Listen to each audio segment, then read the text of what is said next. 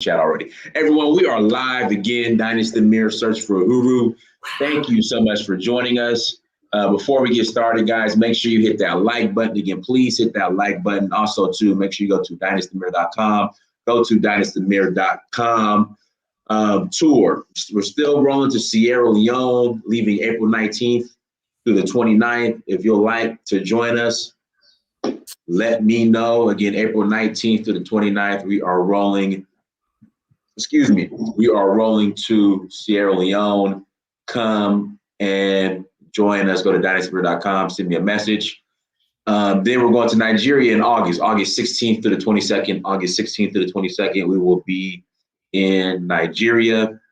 Come and join us in Nigeria as well for the Oshun Festival. We are going to have a great time, everyone. Again, we're going to have a great time for the Oshun Festival. Let's see here. What else do we have here on the announcements? dynastymirror.com, search for Uhuru. The tour, search for Uhuru Tours. That's it. Again, that is it. Without further ado, we got brother Nakmeezy with us today. And today's topic is we're going to be discussing. Nakmeezy, let me ask you this. You're in the Netherlands, right? Am I right or wrong?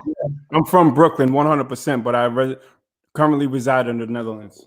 Okay. Now, in the Netherlands, do they have the one drop? Well, what I've noticed, the one drop rule is only here mostly in America. Everywhere else, you're biracial, you're colored, or you're mixed. But here in America, they have the one drop rule, and you're considered black. Is that the case in the Netherlands or no? No, but they have what they call them here as half-blood, which is like a half-blood, half-breed, essentially. But there's like a recent movement that they're saying like, look, I'm not half-breed, I'm double-breed. So they're saying I'm white and black. I don't have to choose, and I'm not going to choose. And a lot of them are pushing for their own separate racial category. And I understand it because they're caught in between two races, rejected by both sometimes. So they just kind of say, look, it is what it is. So we're going to be double blue. Okay. Now, let me ask you this. Here in America, why is the idea of one drop rule, why is it very controversial here in America? Why do you think so? First of all, it's no longer in existence. The one drop rule was a social and legal principle of racial classification. And this was only in certain states. It was only a state law, never federal law. So that's one thing that people have to understand. It wasn't the whole United States. It was certain states. Matter of fact, it was Tennessee, Virginia, Texas, Arkansas, Alabama, and Georgia. And what they would technically call it was a Racial Integrity Act in most of these states. 1910 in Tennessee and 1924 in Virginia, they were called Racial Integrity Acts. So basically what it said is that if you had any black ancestry, you were black. So the breakdown was pretty much like we have biracials, quadroons, which is 1/4 black, octoroon, 1/8 black, and hexadecaroon, which is 1/16 black, and 1/32 of black ancestry was actually what they called the one drop rule. So what they're trying to say is that if you can be, not even damn near white, you can be white passing mulatto, and because you have any African ancestry, you're considered black. So the problem becomes we as black people that look like you and I, cannot allow white people to say who we are. We have to be self-defining. Just because these racists came up with a rule to exclude the offspring of rape and sex under duress and just say, well, they're black, they're not me. That doesn't mean we have to accept them as black. That's why on the last show, I said that biracials aren't black. Biracials grow up with a whole white person tucking them in at night. You and I don't have that. So we don't have that mental battle like, am I white? Am I black? Who do I look up to? Being also being rejected by either side. We don't have that. But the problem with the multiracial is that a lot of them play, they try to get in where they fit in. They're like racial chameleons in a sense. We don't have that as black people. So I understand what the brother Bekazita was saying, but I do think that he needs a little more nuance, because what you have to include is the fact that most diasporan blacks of African descent have admixture to different degrees. So my personal thing is that you have to have a majority of African ancestry to be considered black. So what is the majority? 51 to 99%.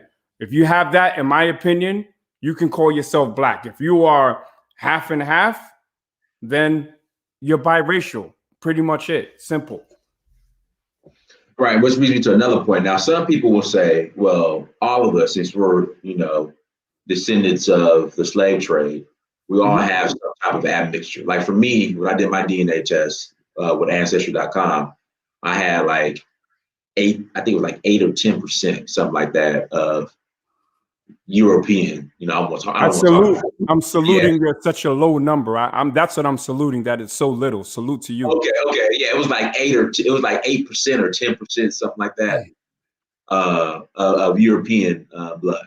So then because of that, people are like, well, because since you have 8 to 10% of European blood, you're in no position. You're truly not black, right?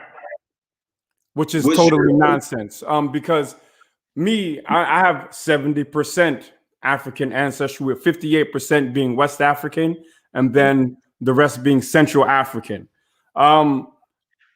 After 400 and something years of what our people in America and the diaspora have gone through, I'm proud that I still even have 70%. That doesn't mean I have 30% Caucasian. The other 9 point something percent was Native American. No, I don't subscribe to the copper-colored Indian, none of that stuff. And then it was 19% Western European, English, as a matter of fact. Right. I don't. But go ahead. What happened to my line? Okay, yeah. So, look, we're gonna have that admixture. So here's the thing. Now we're getting to science and DNA versus social constructs. In Africa, they are not known as black. We, as people of African descent and Africans, became black, so to speak, when we had contact with non-black people. First, the Arabs, and then the Europeans and the Portuguese. Then we became Morenos. Then we became Moors and things of that, and black people. Before that, we were Yoruba, Mandinka, Mende, Ga, everything else. The black concept is something that we as Black Americans and the diaspora, because we are an amalgamation of tribes, and we were raised essentially in the belly of the beast, what we were known as black. So black is all encompassing of people of African descent and of Africans. All right, so let me break it down. So actually it's 9%. Let's see here. 3, 2, that's 5, 6, 7, 8. So 8%, and then there's 1% indigenous Americas. So 8% European. 8%. Yeah, European. Yeah, I'm looking at it right now. That's awesome, bro. Like you have double. Well, I have even more than double the amount of European admixture, and that's not something I'm proud of. I love that I still, after all these years and stuff, and I don't have not one white person in my family. Never seen a white person at a family reunion, so I know that it's way back, and I know how it was injected. But so you can't say that me, someone who's never seen a white person at the cookout or a white person in their family, is the same as a biracial person, because they have admixture that was created through the union of a white man and a black woman on purpose, or a black man and a white woman on purpose.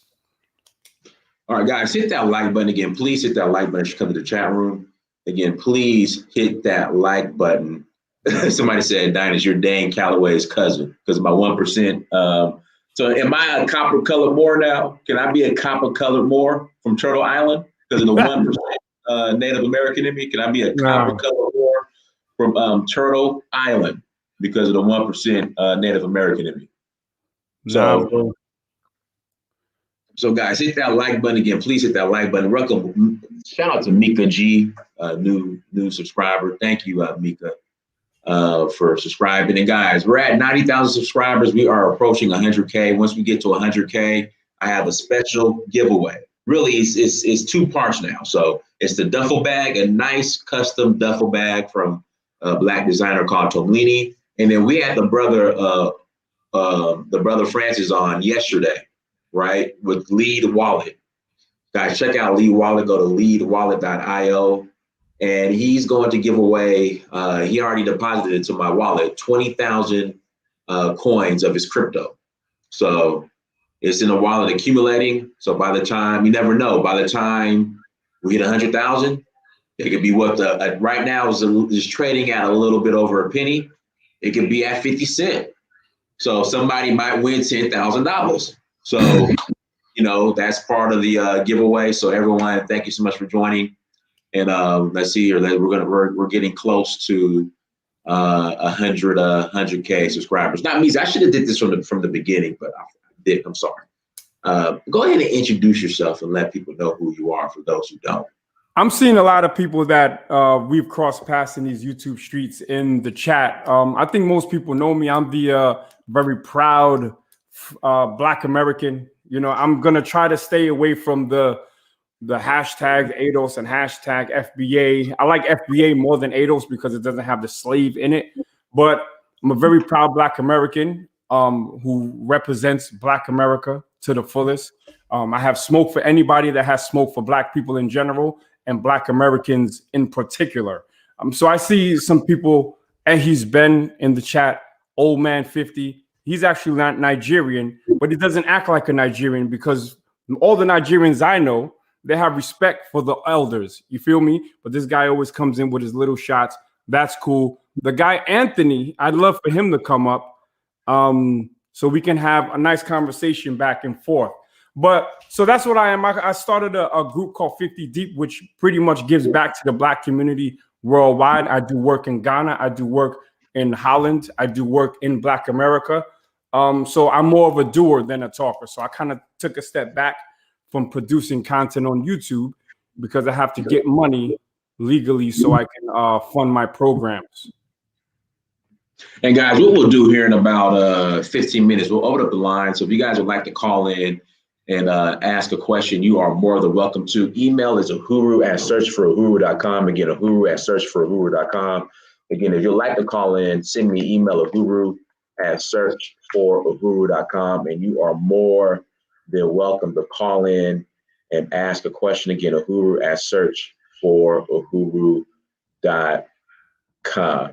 So Nakmeezy, is Meghan Markle Black? Hell no, without even stuttering. Quandon Seven's in the chat. Shout out to him. He's on the ACBN thing a lot as well. But no, she's not Black. And I'll break it to you like this. Obama, who's a mulatto, is not a Black man. He has a whole white mother and a Kenyan father. But he would be your textbook biracial person. Now you say if I had a white mother, let's say you have a white woman and then a Black American who has anywhere between 10 and 25% admixture, then you're coming further away from Africa. So there's levels to it. The Kenyan man would obviously have more of a pure African DNA than a Black American. But what does this all mean in the terms of who we are as Black people worldwide? Once you start, asking how much DNA and this and that, you start getting away from the ultimate goal. And the ultimate goal should be Black empowerment. Now, when I say Black empowerment, I'm talking about people that look like us, people that have two Black parents. And yes, I do make a distinction with the cultural and social aspect as from the DNA aspect. So if you get caught too much in the DNA, then you're going to miss the point. But we do have at some point to say we are our own group. So when Kamala Harris can just come around and say, yeah, I'm Black when it's convenient, and then she's Indian when it's not, these are the things that I push back against. The Meghan Markles, the Kamala Harrises. Beyonce is technically also a multiracial person, but for me, I'll say she's Black because of the social and cultural aspect. But if you go back to the history of the Creoles in Louisiana, If you go back to the history of the Signares in Senegal, if you go back to the history of the multiracials or the biracials on the coasts of West Africa, a lot of them were used as like buffer class, kind of like between the white traders and the African chiefs. So that's why, you know, their place in society is a little controversial, so to speak. Guys, what we'll do, we'll go ahead and open up the lines. If you'd like to call in, send me an email at uhuru@searchforahuru.com, uhuru@searchforahuru.com. If someone brings up a great question now, Shaka wants to know, I agree with what he said about Obama, but what about his kids? Who's Obama's kids?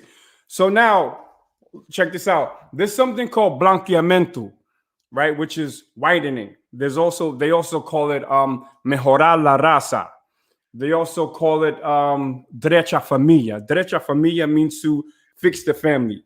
Blanqueamiento means whitening. Then mejor la raza means to better the race.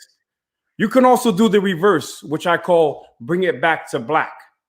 So if Obama marries a black woman and their children, Sasha and Malia, marry black men, then we're bringing it back to black. If you have on one side a black man with a white woman, they have a white kid or biracial kid that marries a white, you erase your blackness, but you can also put it back. But when you go through your DNA, that European admixture is always going to be there. So it goes back to, what are you being raised as? Are you being raised as a black person? Are you being raised as someone who values their blackness, who loves their phenotype, who loves their ancestry to Africa? Or are you being raised as someone who looks at their white parent as more successful in society and you want to be like them? That's the problem that we have when we run into a lot of these biracials. Okay, let's see what else we have here. Somebody asked the Steph Currys, the Currys. They would be considered mulattoes to me. They fall outside of the brown to black skin and African textured hair. But you have to have that to be considered black. Like even what's her name? Jada Pink. She's light skinned, but I gotta look at the family. But when you start eyeballing people to say you're black and you're not, then you get into a place where, number one, you're going to be offending people. You're going to be ostracizing black allies. And, you know, at the end of the day, what does it mean just to tell somebody that they're not black?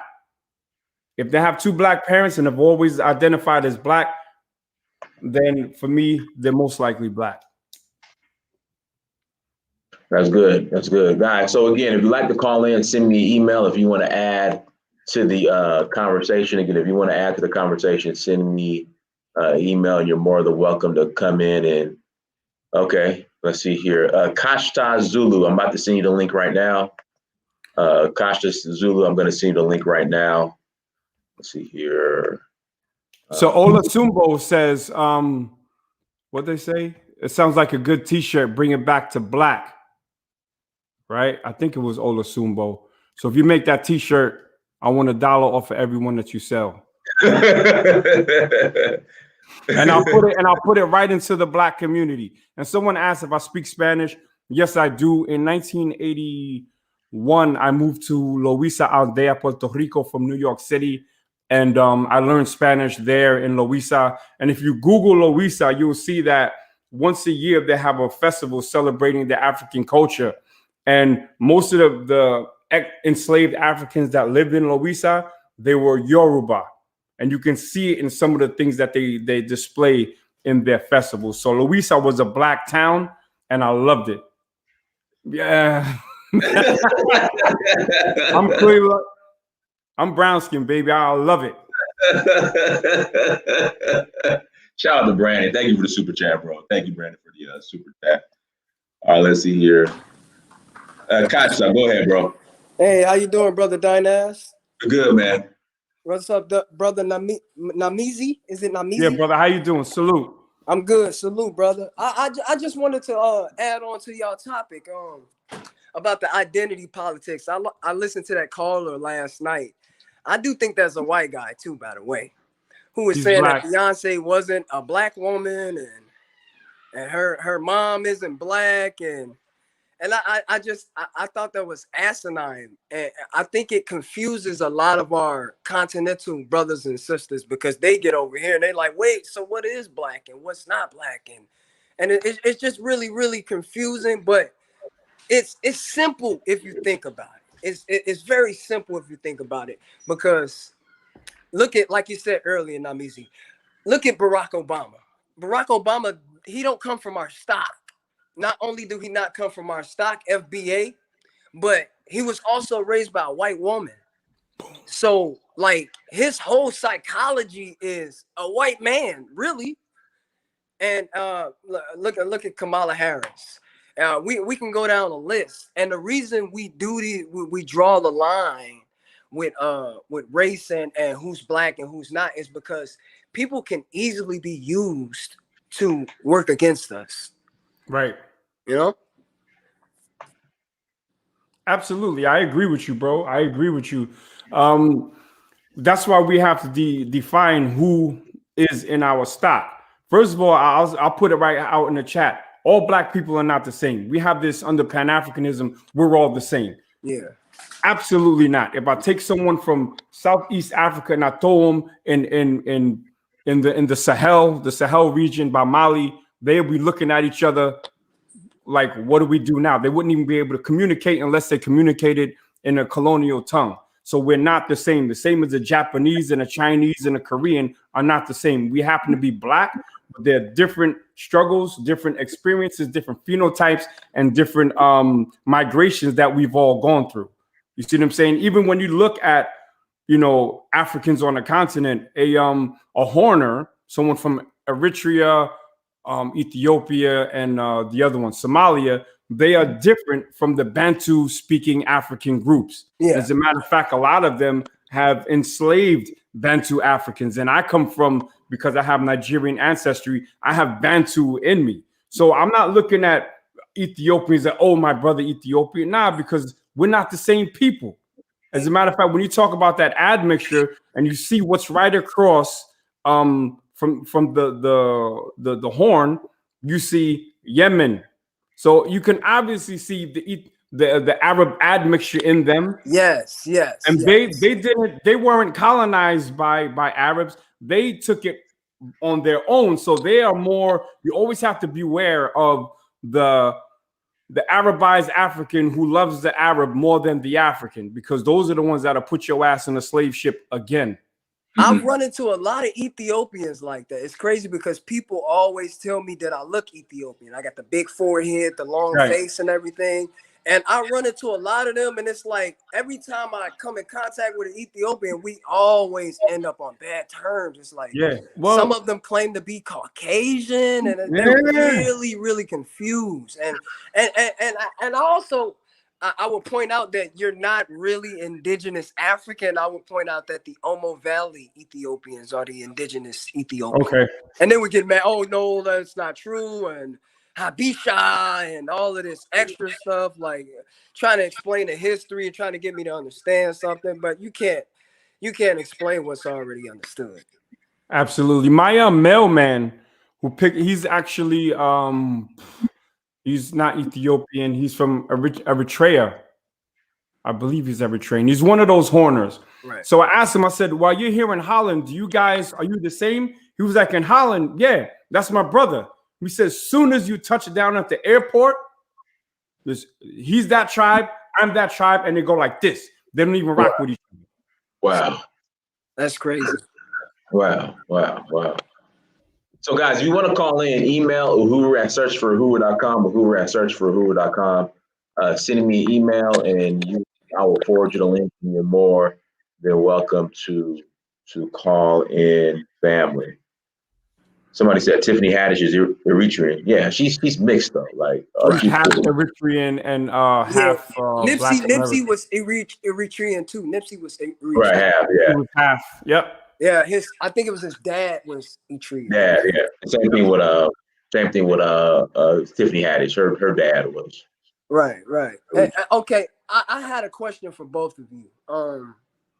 I've had conversations with different diasporans and other continental Africans about the level of Africanness, like in terms of genetics, that Black Americans still carry, not just genetics, but culturally too, because a lot of people say, well, you know, Black Americans lost all that African culture. And then, you know, I like to highlight the Gullah Geechee people over there in the South Carolina Islands and Louisiana and everything like that. But people think that Black Americans are not, you know, like basically we're not as genetically African as maybe they like to compare us to Brazilians a lot. And every time I see a Brazilian, bro, they be light skinned. Like, look at Amanda Nunes, look at Thiago Santos.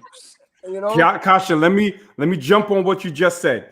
There's a misconception that the most Black people outside of Africa are in Brazil. Absolutely not. What they have different racial classification, just like they have in America, South Africa, and things of that nature. If you research, you will see that there are more pardos, and a pardo is a triracial in Brazil than an actual authentic African-looking person.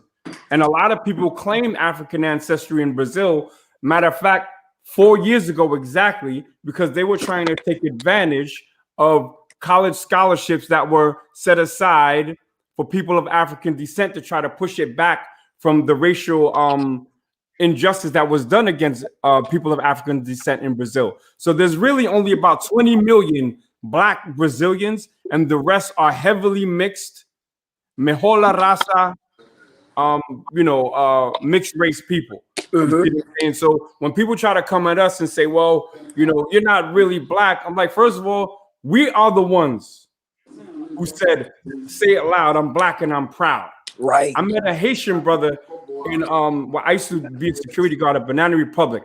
And he told me, well, I don't consider myself Black, I consider myself Haitian. I said, why? Because I don't want to be associated with the negative stereotypes attached to Black Americans. And I said, well, your skin color says it all. Your mouth don't have to say nothing. But everyone separates themselves. So it's only natural to do that and want to be with your own crew. But the narrative that we don't have a culture and things of that nature is nonsense. Because when I'm telling you, if you don't have a passport, get one. And you have to experience the rock star that the Black American is outside of America, like I've been doing for the past 30 years.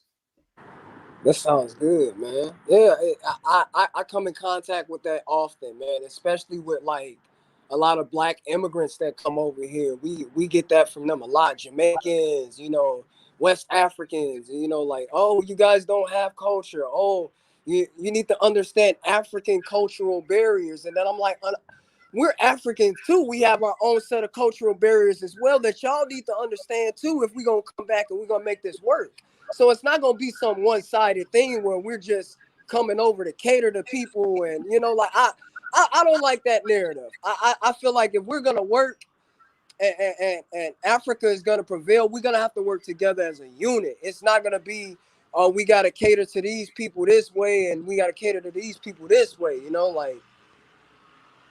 But the reason why we've is because we haven't been playing on an even playing field. Right. Pan-Africanism, the concept of Pan-Africanism has been mostly from the diaspora going back to Africa. What they tried to put into effect in Africa is continentalism, which is uniting of the countries on the continent.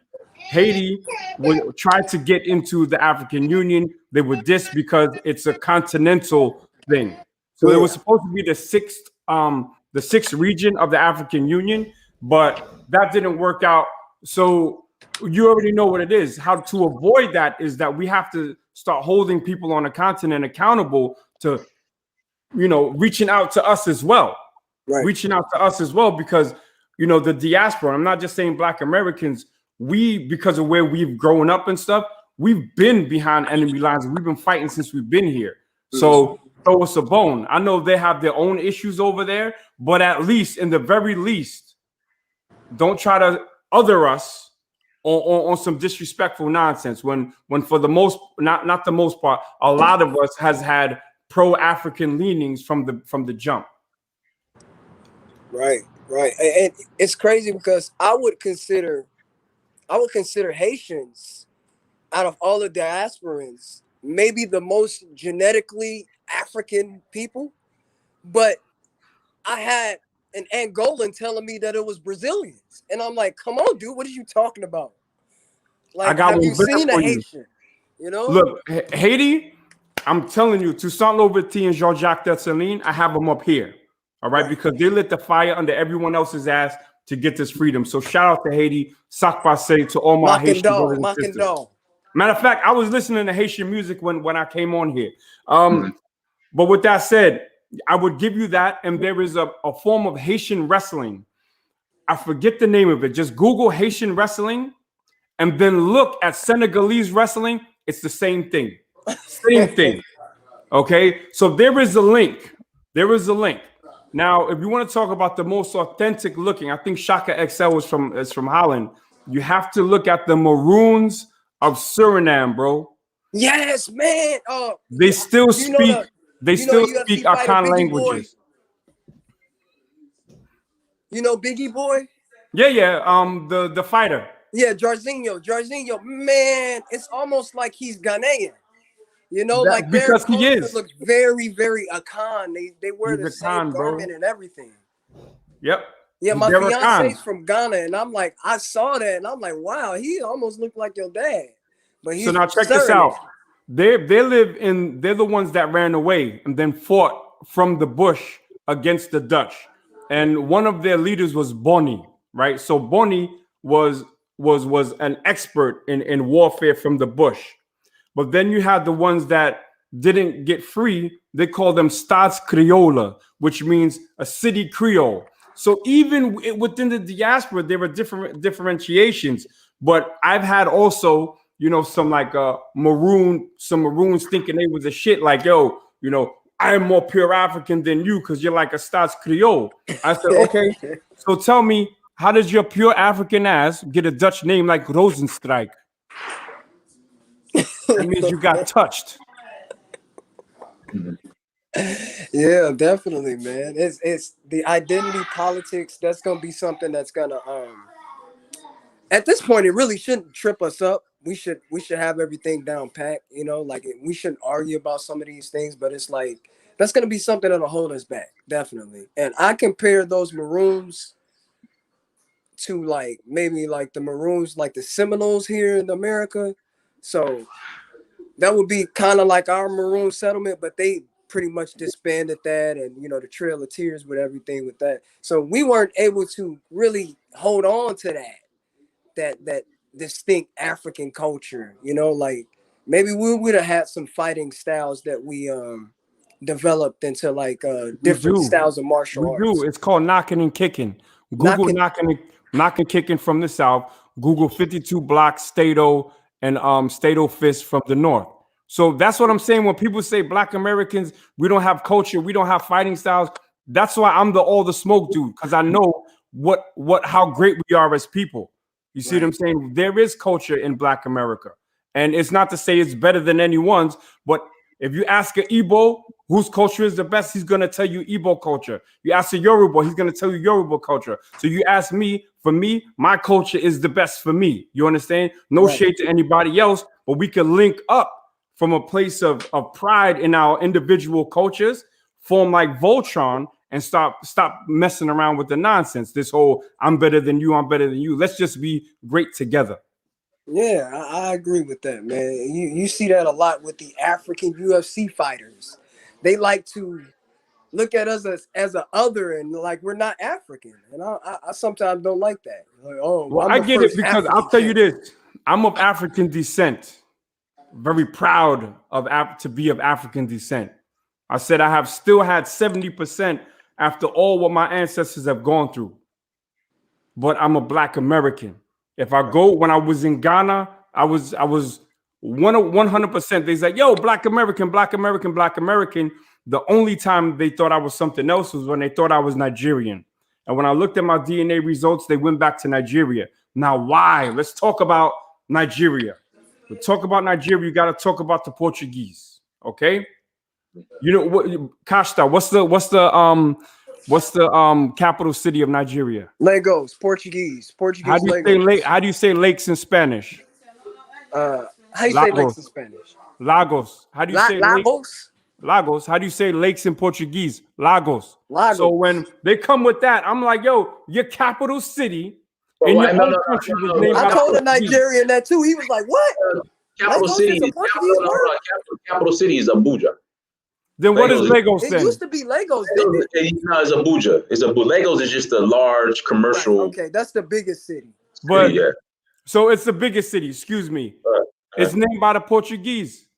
Yeah, it's Portuguese, right. It is Portuguese. Elmina in was Africa. named by the Portuguese. In Africa. So when we walk around Nigeria, and a lot of us can walk around Nigeria, depending on how I dress, you won't be able to pick me out. Right. Because of the admixture from the European colonization, which opened the door to the slave trade. So once we have that, we understand that the mulatto was born on the continent of Africa. Yes. Before they even got to America. Yes. Then we can really put that admixture thing to the side when it comes to people who are majority of African descent. But when it comes to your Meghan Markles, your Mariah Careys and stuff like that, what is this lady, Danny Lay, who was dating the baby? No, I'm not accepting you as one of mine. I'm sorry. No. I'm not sorry. Cardi B, fall back. Cardi B, no. Cardi B, fall back, because they can play. One moment they be talking about Black Power, next thing they talking about a roast con pollo. So I'm not with it. Yeah, I agree, man, and I appreciate that, Nakmeezy, man. You dropped some knowledge on me with the African martial arts. What did you call that again? What was it called? You have knocking and kicking. Knocking and kicking? No, kicking. Knocking and kicking. Knocking and kicking. Knocking and kicking, and you also have 52 blocks. Go to my channel, it's Nakmeezy, the same name, and I have a video on 52 blocks with my homie, and he can break down everything. Just watch that interview and then Google knocking and kicking. Okay, most definitely. I'm gonna do that, bro. So Lagos was the capital until 1992. So I'm behind. Lagos was named by Portuguese. I thought it was the capital at one point. At one point it was, but it changed like in the 80s. Or 90s. Yeah. Okay. And you know the Portuguese, they was in Ghana first too. They Elmina is a Portuguese word. Portuguese was everywhere. Portuguese was everywhere. They went up and down the Gulf of Guinea, and then they went over to Brazil. But that's how they undermined the Kingdom of Congo with mulattoes. Thank you. A whole class of mulattoes. It's like, all right, gonna take the whole kingdom now. But yeah, man, that's all I had to add on to the conversation, man. I appreciate y'all letting me come on today. Oh, no problem. Anytime. Peace. Peace. Guys, if you want to call in, email is uhuru@searchforahuru.com, uhuru@searchforahuru.com. Send me an email and I will forward you the link. Again, uhuru@searchforahuru.com is in the chat room. Send me an email and I will forward you the link. Now, Meezy, why is this discussion important? And it's just for some reason when it comes to this discussion, people get heated. Yeah. You know why? Because it's important and it's not a simple conversation, brother.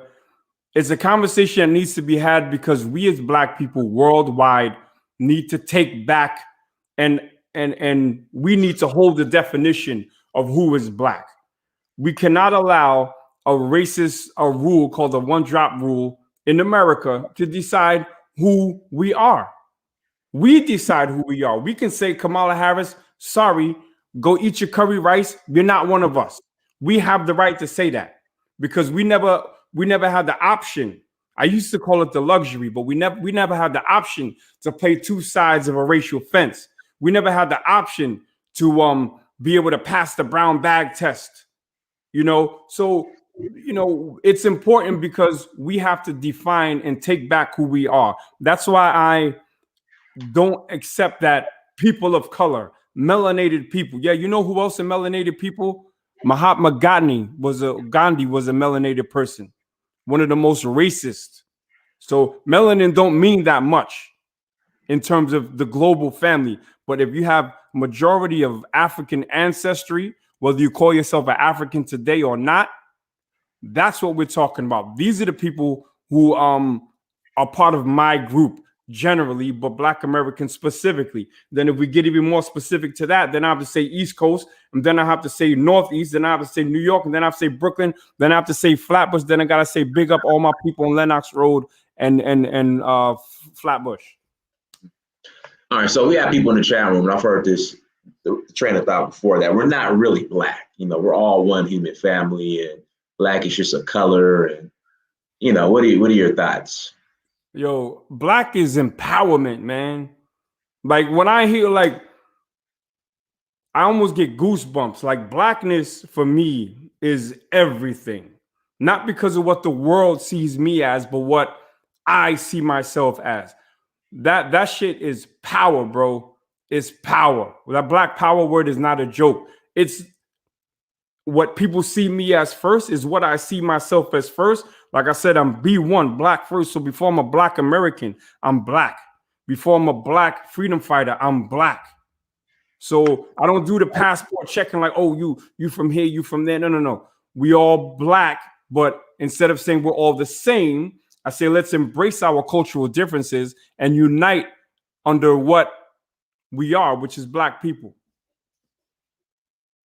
All right, Bradley, I sent you the link, Bradley. So we're waiting for you to call in. Again, Bradley, I sent you the link. We are waiting for you to call in. And again, if you guys want to call in, emails Uhuru at searchforuhuru.com. Uhuru at searchforuhuru.com is the email. So Nick GH says, why this hate and division, Nakmeezy? To what end? There is no hate. Being proud of who you are is not to be hateful. And I don't use this weak sauce thing where pro-black isn't anti-white. There is no caveat to my pro-blackness. I'm pro-blackness, pro-black unapologetically. And if you don't like it, I can't help you. You know what I'm saying? If you are a black person, I would hope that you would understand that we have to get on code. And whatever that code is, you have to define that. But we have to get on code. And for me, code is the empowerment of black people worldwide. For me, I'm starting in Black America.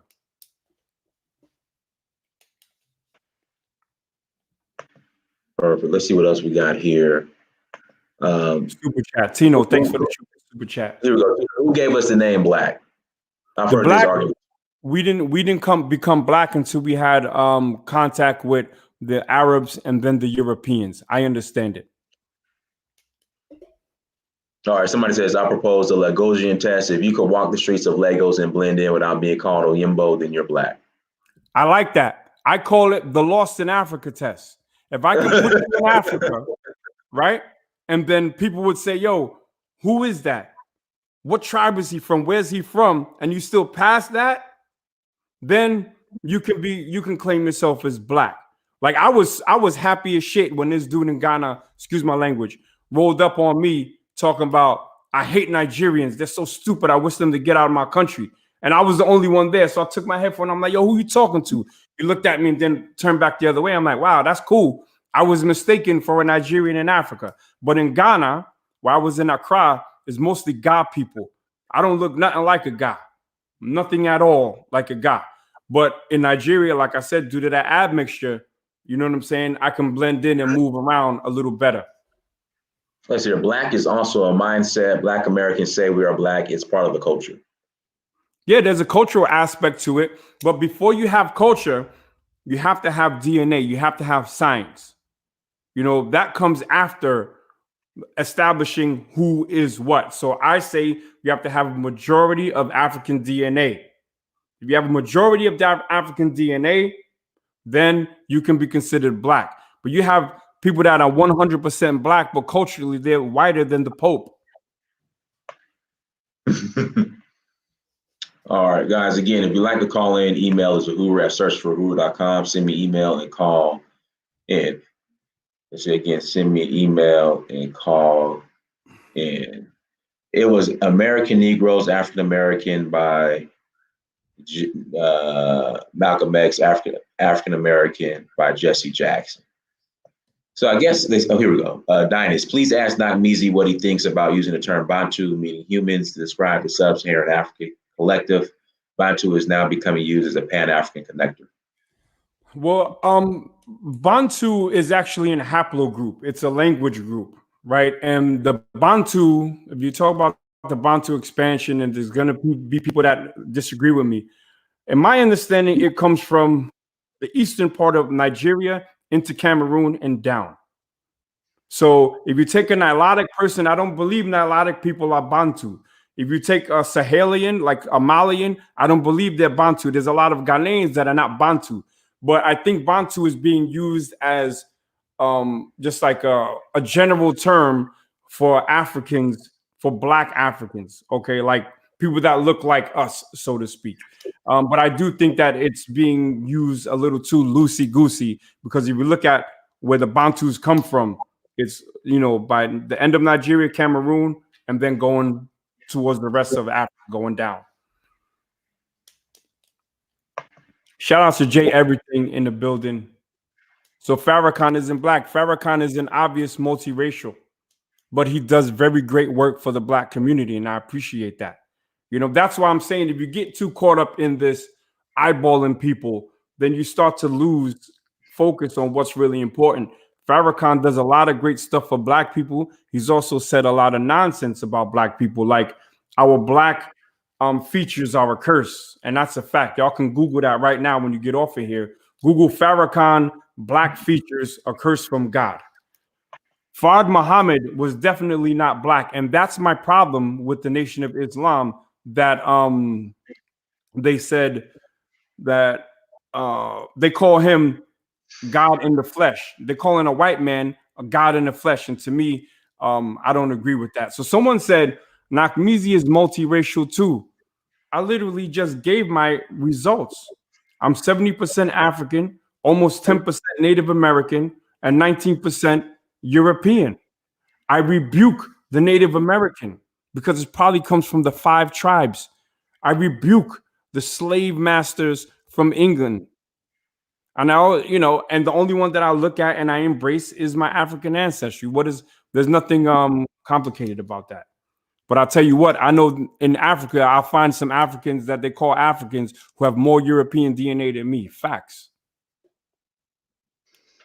Let's see here, guys. I've sent the link out to Brother Terry, and also I sent it out to Johari. So, guys, call in when you get it. Go ahead and click that link and come on. And then let's see here.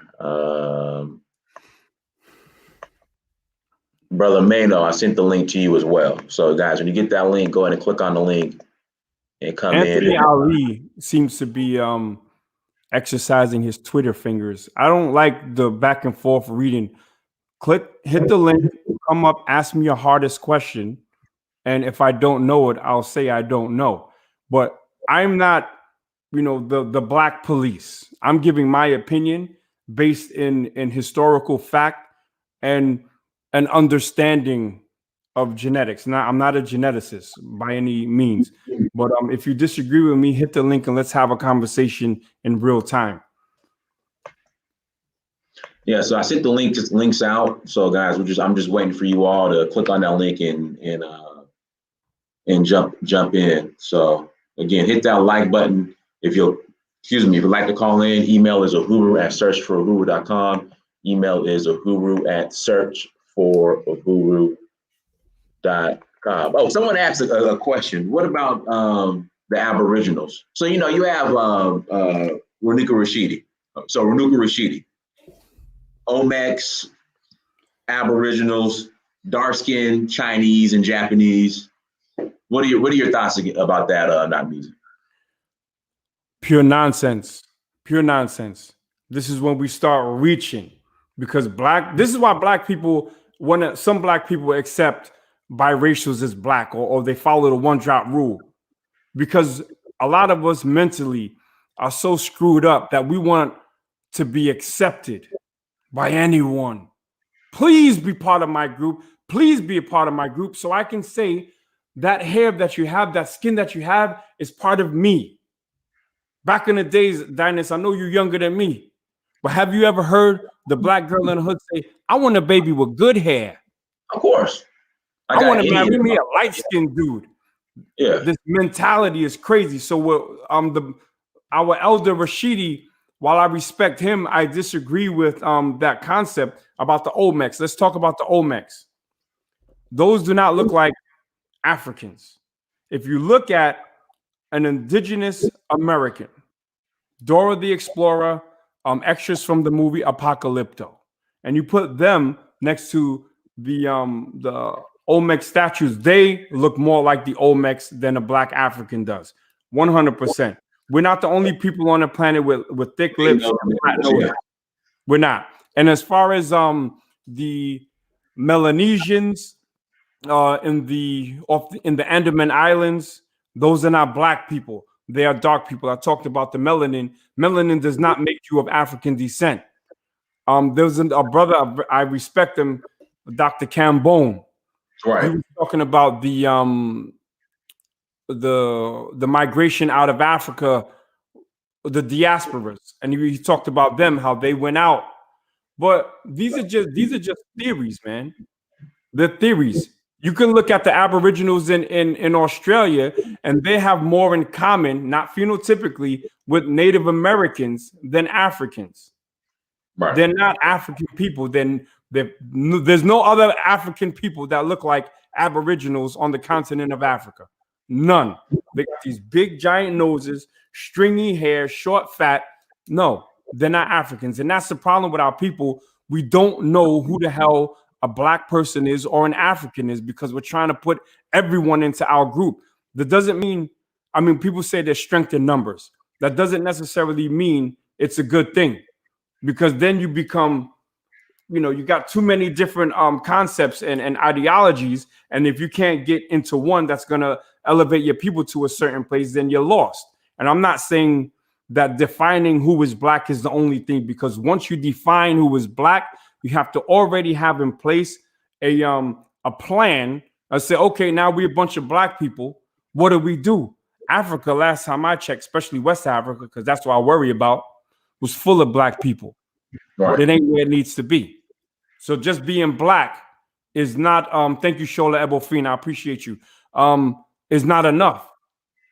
You can't unite only on skin color. You have to unite on a common goal. And that common goal has to be the re-education of black people worldwide, military empowerment, agricultural empowerment. Also, there was never an industrial revolution in Africa. So we got to get into the industry, the refining of our natural resources. These are the things that are actually more important than looking at someone's skin color to say you ain't black and you ain't, or you are. But I would just say we have to start, exercising other people that are not from our group. Jahar, go ahead. Hello, can you hear me? Yes. Hi, how you doing today? Good, how are you? Yeah, I'm good. Yeah, the reason why I wanted to call in, good morning to you, Dinas and Nakmeezy, is because that guy, is it Cash, what's the last guy that was on? Kashta. Kashta. I don't have any issues. I'm born in the UK. Not in a negative way, you know what I mean, against anybody. I'm fine. I see myself as African, you know what I'm saying? And I'm black, okay? The reason being is that I'm raised Rastafarian, okay? My ancestors were enslaved from Sierra Leone, you know what I'm saying? Freetown. So for me, we're maroons, okay? So that's the heritage that I come from. That's the lineage that I come from.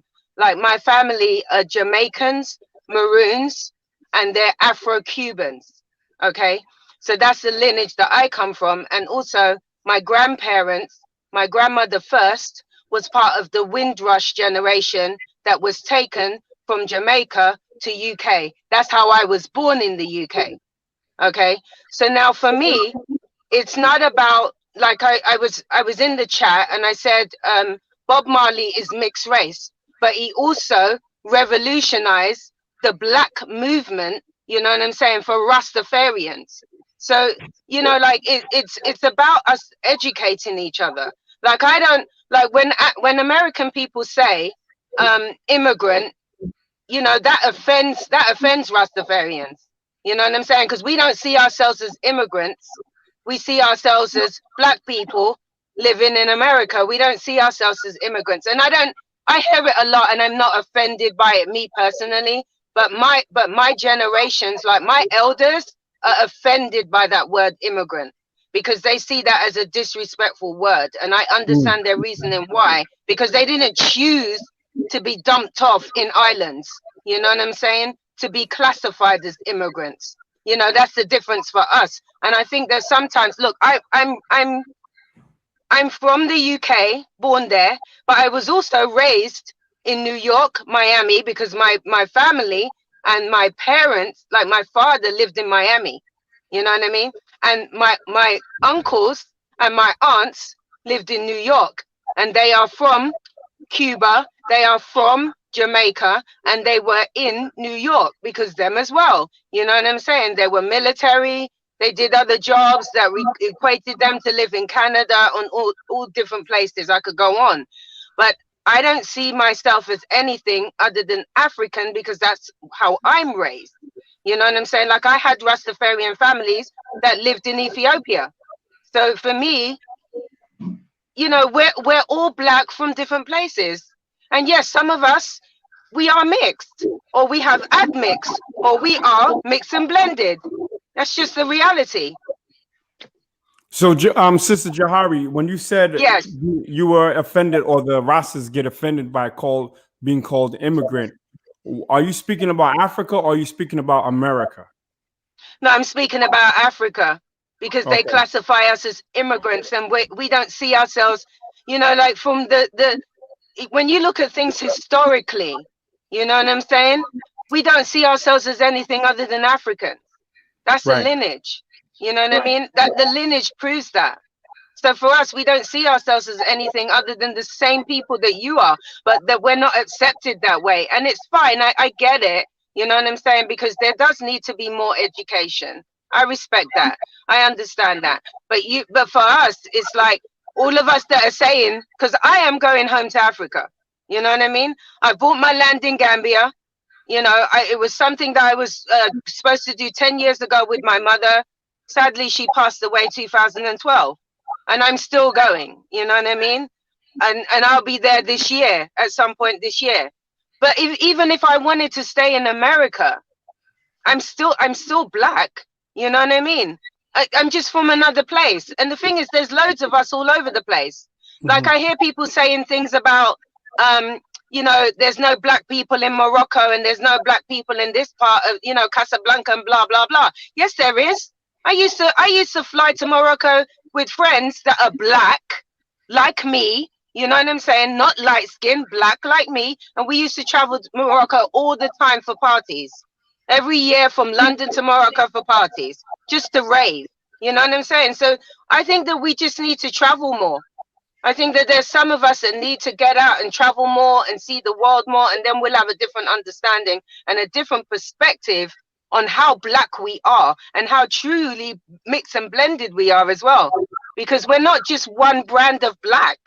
You know what I'm saying? It seems like people want to, you know, put us in this place of, oh no, you can only be this type of black. No, we're all different types of black. Sadly for us, you know, it wasn't something that we chose. You know what I'm saying? That's the way I see it. Because, you know, like, we was enslaved. You know, we was enslaved. We didn't choose the admix. You know, because I have it. I've done my DNA. I know what the admix is. I don't accept that. You know what I'm saying? I'm not interested in that. I'm not interested in the European admix, even though I'm born in the UK. I'm born in London, but I don't care about that. You know what I'm saying? Because of how I'm raised.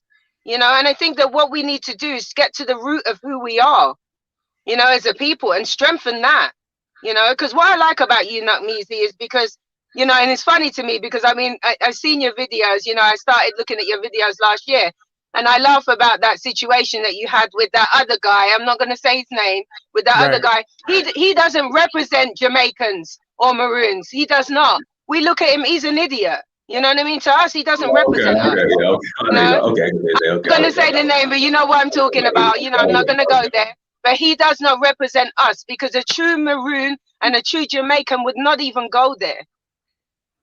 We don't have time for that. You know what I mean? We don't have time for the shenanigans. You know, so from my heart to yours, you know, you're one of me, I'm one of you. You know, I love New York. I lived in New York for 4.5 years. My uncle worked at Yankee Stadium. You know, all my family live in Harlem, the Bronx, you know what I'm saying? Flatbush, Canarsie. So, you know, it's, you know, I'm one of you. We're all the same. You know, we need to embrace that more and stop with the, oh my God, well, you know, if you haven't got this job and if you ain't this from this place and if you ain't from that place. I live in California. I get it all day long. You know what I mean? And it's boring. We need to move on. Like, when are we going to move on? Sis, this is what's enslaving us as a people. I got it from the ADOS movement, or some, you know, a couple of idiots in that movement, not all of them, because I believe that there's a good amount of good people in it. That said, because I'm from Flatbush, that I can't be a Black American, that I had to be a Caribbean or something like that. And I'm just like, growing up in Flatbush is awesome. You get all kind of food. You could, it's, how can you not feel comfortable around other Black people? I don't do the Black on Black set tripping. You understand what I'm saying? So those kind of people who talk that nonsense, I rebuke them. Now, when you made mention to being an immigrant in Africa, I used to have your sentiments. I used to have your sentiments, right? Because I grew up as a Pan-African hardcore. I have notes here, but most of the time I freestyle. That immigrant and foreigner is what they call a lot of people. Foreigner. Yes. I say, yo, if a Nigeria is calling a Ghanaian a foreigner and they both from the continent, then who am I? Okay. So I have to accept the fact that that's just how it is, because their tribal, religion, and their nationality. So we don't have a tribe because we're mixed we're amalgamation of all tribes, of many West African tribes and Central African tribes. So that's why I say my group. I can respect your culture, but I'm proud of mine. I'm not a Yardie. Right. I love Yardie culture. I could talk about Gullah versus Ghazi. I could talk about PMP versus JLP. I study Black people worldwide, but I know that if I go to you know, if I walk down the wrong spot in Kingston, they're like, yo, you know, who's the Yankee boy? You know what I'm saying? Yeah. I still love my people. I still love my people. So my thing is this: we have to, you know, we take control over who is Black, and then once you get that, okay, now what are we gonna do with it to push our people forward? That's the real question. Okay. I mean, personally, for me, you know, in my movement, you know what I mean, and the people that I rock with, we're all Africans and we're Black. You know what I mean? And don't get me wrong, like, you know, I got friends that are like Christian, Muslim. You know, I grew up with all different types of people as well. You know, coming from like London, you know, you go to school and there's Indian, Chinese, Russian, you know, like you name it, they're all there. You know what I mean? You know, because you've lived abroad. You know, and you just, you know, you see them as whatever. You know what I mean? But me personally, in me as a person, I see myself as African, you know what I'm saying? And I'm Black, and I'm extremely proud of that. And I'm very pro-Black. Like, I don't fake it till I make it. You know what I mean? I live here in Los Angeles, and I work in production, but I don't sell out my people. If anything, I try to bring my people in. You know what I'm saying? That's what I do. And I'm not saying that that's for everybody, because that's not everybody's position. You know what I'm saying? My goal to go into Africa is to help African people. I'm not going there to take anything from them. You know what I'm saying? If anything, I'm going there to learn, you know what I'm saying, and grow with them. The purpose for my land, my mother always wanted the agricultural garden. We're vegetarians. You know what I'm saying? I'm going to continue that, and I'm going to make sure that I can help the people, because it's in a village. I bought my land with blacks here, and it's in the eco village. You know what I'm saying? So I want to be part of that. You know what I'm saying? I'm not going there because I want to per se go there and live in a mansion or build a big house or blah blah blah, because I don't even live like that where I'm at right now. Right. You know, so for me it's a different perspective, and I respect all people. Like, if you want to go there and build a mansion, go there and do that. But yeah, let's go to Africa and do that.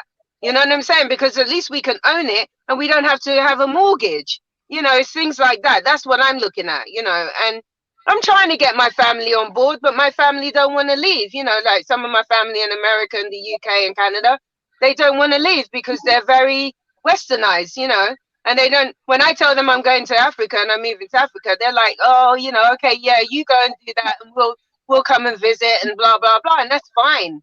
I don't disrespect them because of that.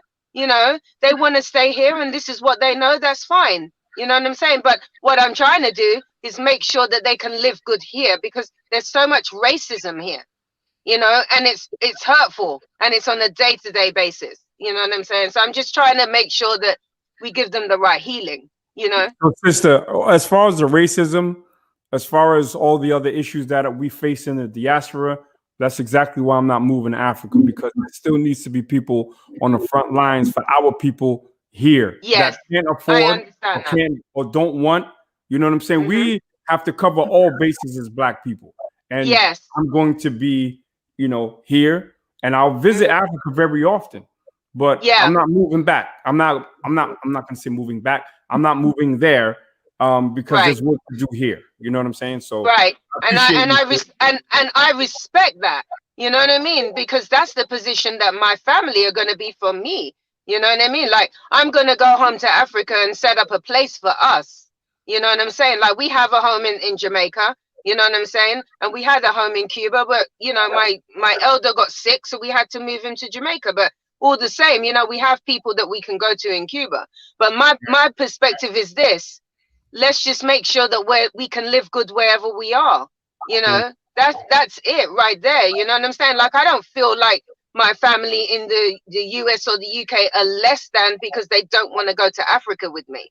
You know what I mean? I'm not going to disrespect my family. They're still my family, and I still care about them, and I still want to help, you know, take care of them. But at the same time, for me, and my, you know, where I am at mentally, I've always known that I wanted to go and live in Africa or Jamaica. You know what I'm saying? And it turns out I've changed my mind and I'm going to Africa, and that's it. But everyone doesn't have to roll out with me. You know what I'm saying? I'm not dragging people by their feet saying you have to come with me. Where you are is where you are. And that's it. I think that we just need to just grasp that we are Black and be together with that instead of looking at everything else. Because we're so quick to tear each other down and not accept who we are. And that's the issue that I have. You know what I'm saying? And I'm not with that. Let's just go and build wherever we are, you know? Yeah, someone said, I appreciate you, sis, and I agree with everything you said. And to jump on your coattails for a second, we have to respect each other's struggles and each other's hustles. Just because you want to go there and I want to stay here doesn't mean that we have to be at each other's throats, you know? No. Because as long as you're doing work for the people, because we got a lot of people in the chat who never touched down in Africa, ain't doing nothing for Black people anywhere, who just like to talk. I don't talk. Okay. I get busy. You understand what I'm saying? So if you're getting busy, Muhammad Betsu, I do live in Europe for now. Okay. What's wrong with that though? Well, what's wrong with that though? Why is that a problem? You know what I mean? That you live in Europe right now. Like, you're still doing the work, you know what I'm saying, for your people. So does it matter where you are? Nope. Not at all. And that's the question that I have. Does it matter where you are? I know that I'm doing for my people right now. You know what I'm saying? And I live in LA. I know I'm helping my people right now. I know this, and I can prove it. You know what I'm saying? I don't have to, but I can prove it. What is it that you guys say? I've got the receipts? I've got the receipts. Right. You know what I'm saying? You know, I've got the receipts. I can prove what I'm doing. You know what I mean? And I've been doing it for years, for many years. But we don't always have to talk about it. Be about it. You know what I'm saying? Like, you know, we do a lot of this, but nobody can know what you're really doing. And the thing is, the first time that you say, okay, show me what you're doing so that I can go and support, that's when you just see, you know what I mean? Nothing to say, because it's all a bunch of chat on YouTube. Yeah. You know, that's why I don't care about YouTube like that. I respect that you guys, I respect, you know, Diners, you, Nakmeezy. I respect a lot of you, you know, brothers and queens, you know, you kings and queens that are doing things on YouTube, you know, for the betterment of us and our education, etc. I'm not a YouTuber. I don't care nothing about social media. I work in the business and don't care about it. You know what I'm saying? If it wasn't for my family and connecting with them, I wouldn't even be on it, you know? But there's a lot of people that do a lot of talking, and we don't know what you're doing. We don't even know what you look like because you hide behind an avatar. You know what I mean? So we don't even know what you look like, and yet you want to deframe who we are and our character, but we can't know what you look like. I'm just keeping it real. Early. And it's always like that amongst our people. You know, we're not good to champion each other. We're just good for tearing each other down. And I don't respect that. I don't respect it at all. But anyway, I don't want to, you know, suck up the time, and I don't want to take up the time. I'm sure that you've got like a ton of people trying to call in. But it was good to talk to you this morning, and I wish you well. You know, blessings to you, and one love. Thank you. Thank you. Thank you, sis. Appreciate you. Of course, yeah, no problem. Take care. All right. Thank you. Guys, hit that like button again. Please hit that like button. And we're going to take 2 more callers, and we'll close out. We'll take 2 more callers. Black and Goonie. Go ahead, bro. Dennis, can you hear me properly? Yeah, we hear you good. Go ahead. Who's this? I'm calling from Cape Town, South Africa. Okay. I just wanted to. I only caught the show like an hour in, so. But I've been wanting you to do a show on the whole one drop rule thing, simply because of how it's been used, like in South Africa historically. It's been my observation, right? And it's like 7 p.m. in South Africa, by the way, but it's been my observation that white people, when they are a minority, like in South Africa, the Dutch, and then like within 100 years, the English came and took over or whatever, but white people were, and still are, but they were a massive minority in South Africa, meaning there was like 1 million Zulus, 1 million Xhosas, and like 10,000 white people. Whenever white people are a minority in a country, what they'll do is they will create so-called racial classifications that help either boost up their numbers or create a buffer class between them and the ones that they deem to be the minority, the majority that pose a threat. So in South Africa, what they did is they classified mixed breeds, mulattoes, whatever you want to call them. They classified them as colored. Mm-hmm. These were like Malaysian slaves that they raped. These were Angolan black women that they raped. All that offsprings that was a result of what they call miscegenation. All that offspring was classified as colored because white people were a minority. Now, something that people don't know, the Dutch, and the Dutch did some similar things in America. The Dutch in Cape Town, or in the so-called Cape Colony, they would take the mulatto with the whitest features, meaning blue eyes, blonde hair, even if it was like a little bit frizzy or whatever, the one that could basically pass for white, they would classify that offspring, and in most cases it was a woman. So like the Meghan Markles of the world, or the like the Quincy Jones daughters, if they had those, you know, so not just mixed but white looking. Linear noses, greenish to blue eyes, they would classify them as white and would marry them off into white people to boost their numbers. Now let's say a white Dutchman who has like 3 offspring, 3 mulatto, or let's say 5 for clarity. He has 5 kids from his black Angolan slave, black Angolan slave woman. 2 of them look white, 2 of them look mixed, like unambiguous. They're not black, they're not white, and then the other one comes out dark. He would classify the 2 looking white ones as white. The other ones he would classify as colored to create a buffer class between him and the black people.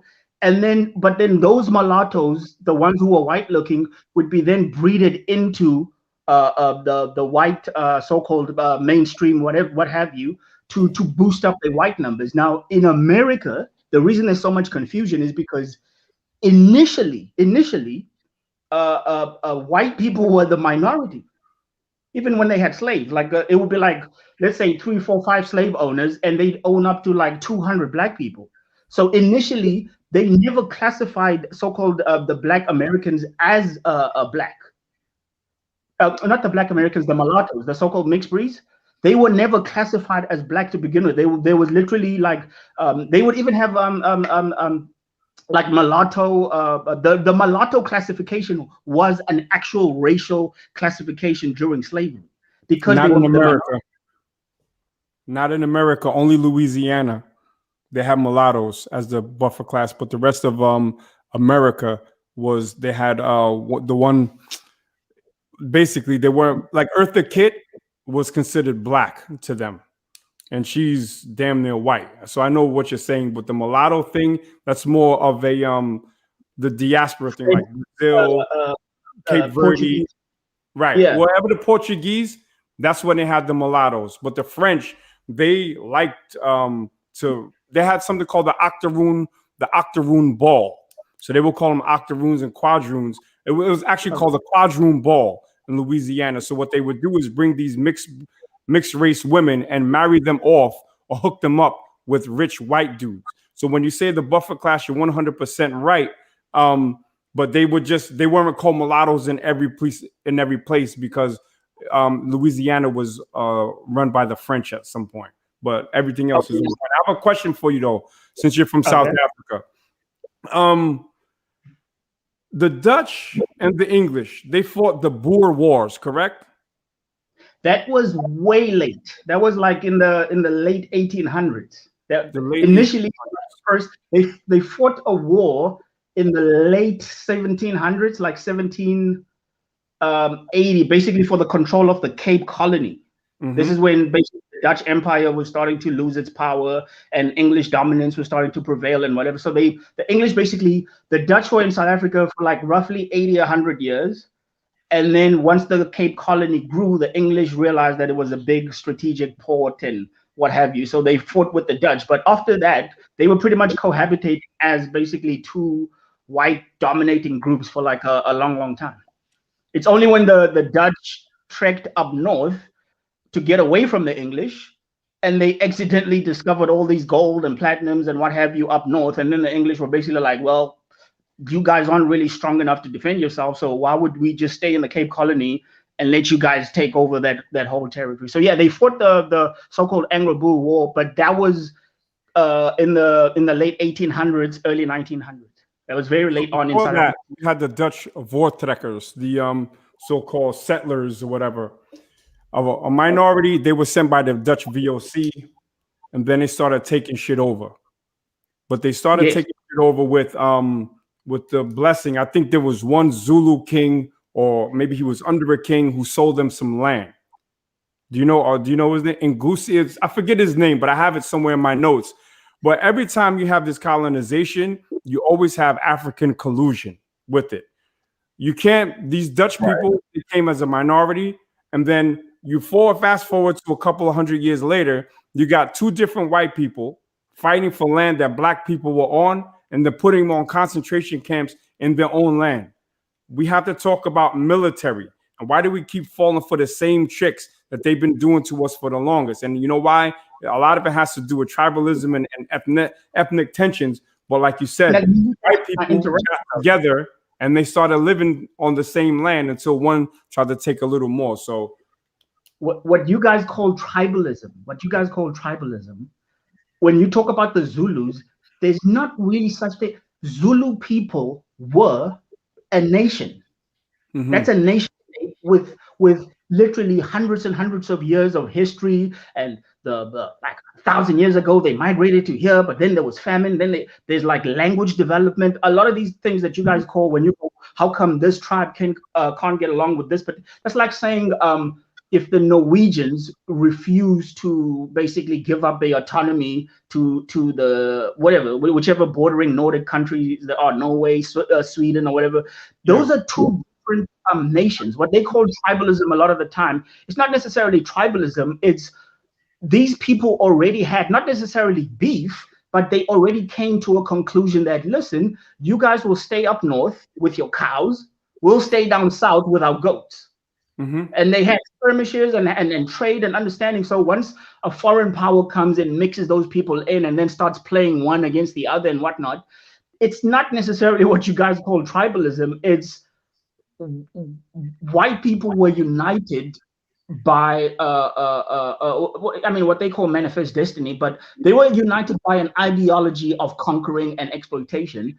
and the black people didn't know that that's the game that was being played. So when you go, whether it's Dingaan or Tetuayo or what have you, or whatever Zulu king made, whatever secessions with so-called Dutch forward kickers, he was just playing the game as he saw it. He's not a geopolitical specialist or what have you. He's coming from a position of, he's the leader of a nation state, and the English might attack me, but the English hate the Dutch, so let me play this game. So it's like, it's not, a lot of the time that whole tribalism thing gets played out because there's a lack of understanding that a lot of what you guys call Igbo, that's a nation. Like if you go back far enough in Nigerian history, there is no such thing as Nigeria. Igbo people are a nation. They got their own tribunals and laws and what have you. So when you go, the Igbos and the Yorubas or the Igbo and this and that group are beefing, or there's tribalism, it's not tribalism. It's just then you can call it ethnic tensions, nationalism, or toxic nationalism. But if I ask you this question, are they the same people, even if they're all black and from the same continent? You see now, just to hook it back. Don't dance. Are the different nations that were people with each other, are they the same people? Yes or no? You gotta let me explain this. Nakmeezy, just because we are, if me, you, and Dynast get sent into a Chinese concentration camp, we don't have the same identity because we've been enslaved by Chinese. Right. Now, even if the Chinese go, we go, hey man, why did you put us in a concentration camp? And they go, we put you in a concentration camp because you're all black. They've created that amongst themselves. The black people in Africa have never identified themselves as black. There's no need to. That's like saying I'm teeth. Right. That's like saying our hair is all woolly. That makes no sense. There's never been a group of black people anywhere on the continent before so-called outside colonial interest where black people, or even Arabs for that matter, came to Africa that defined themselves by race. So if you go, are they the same people?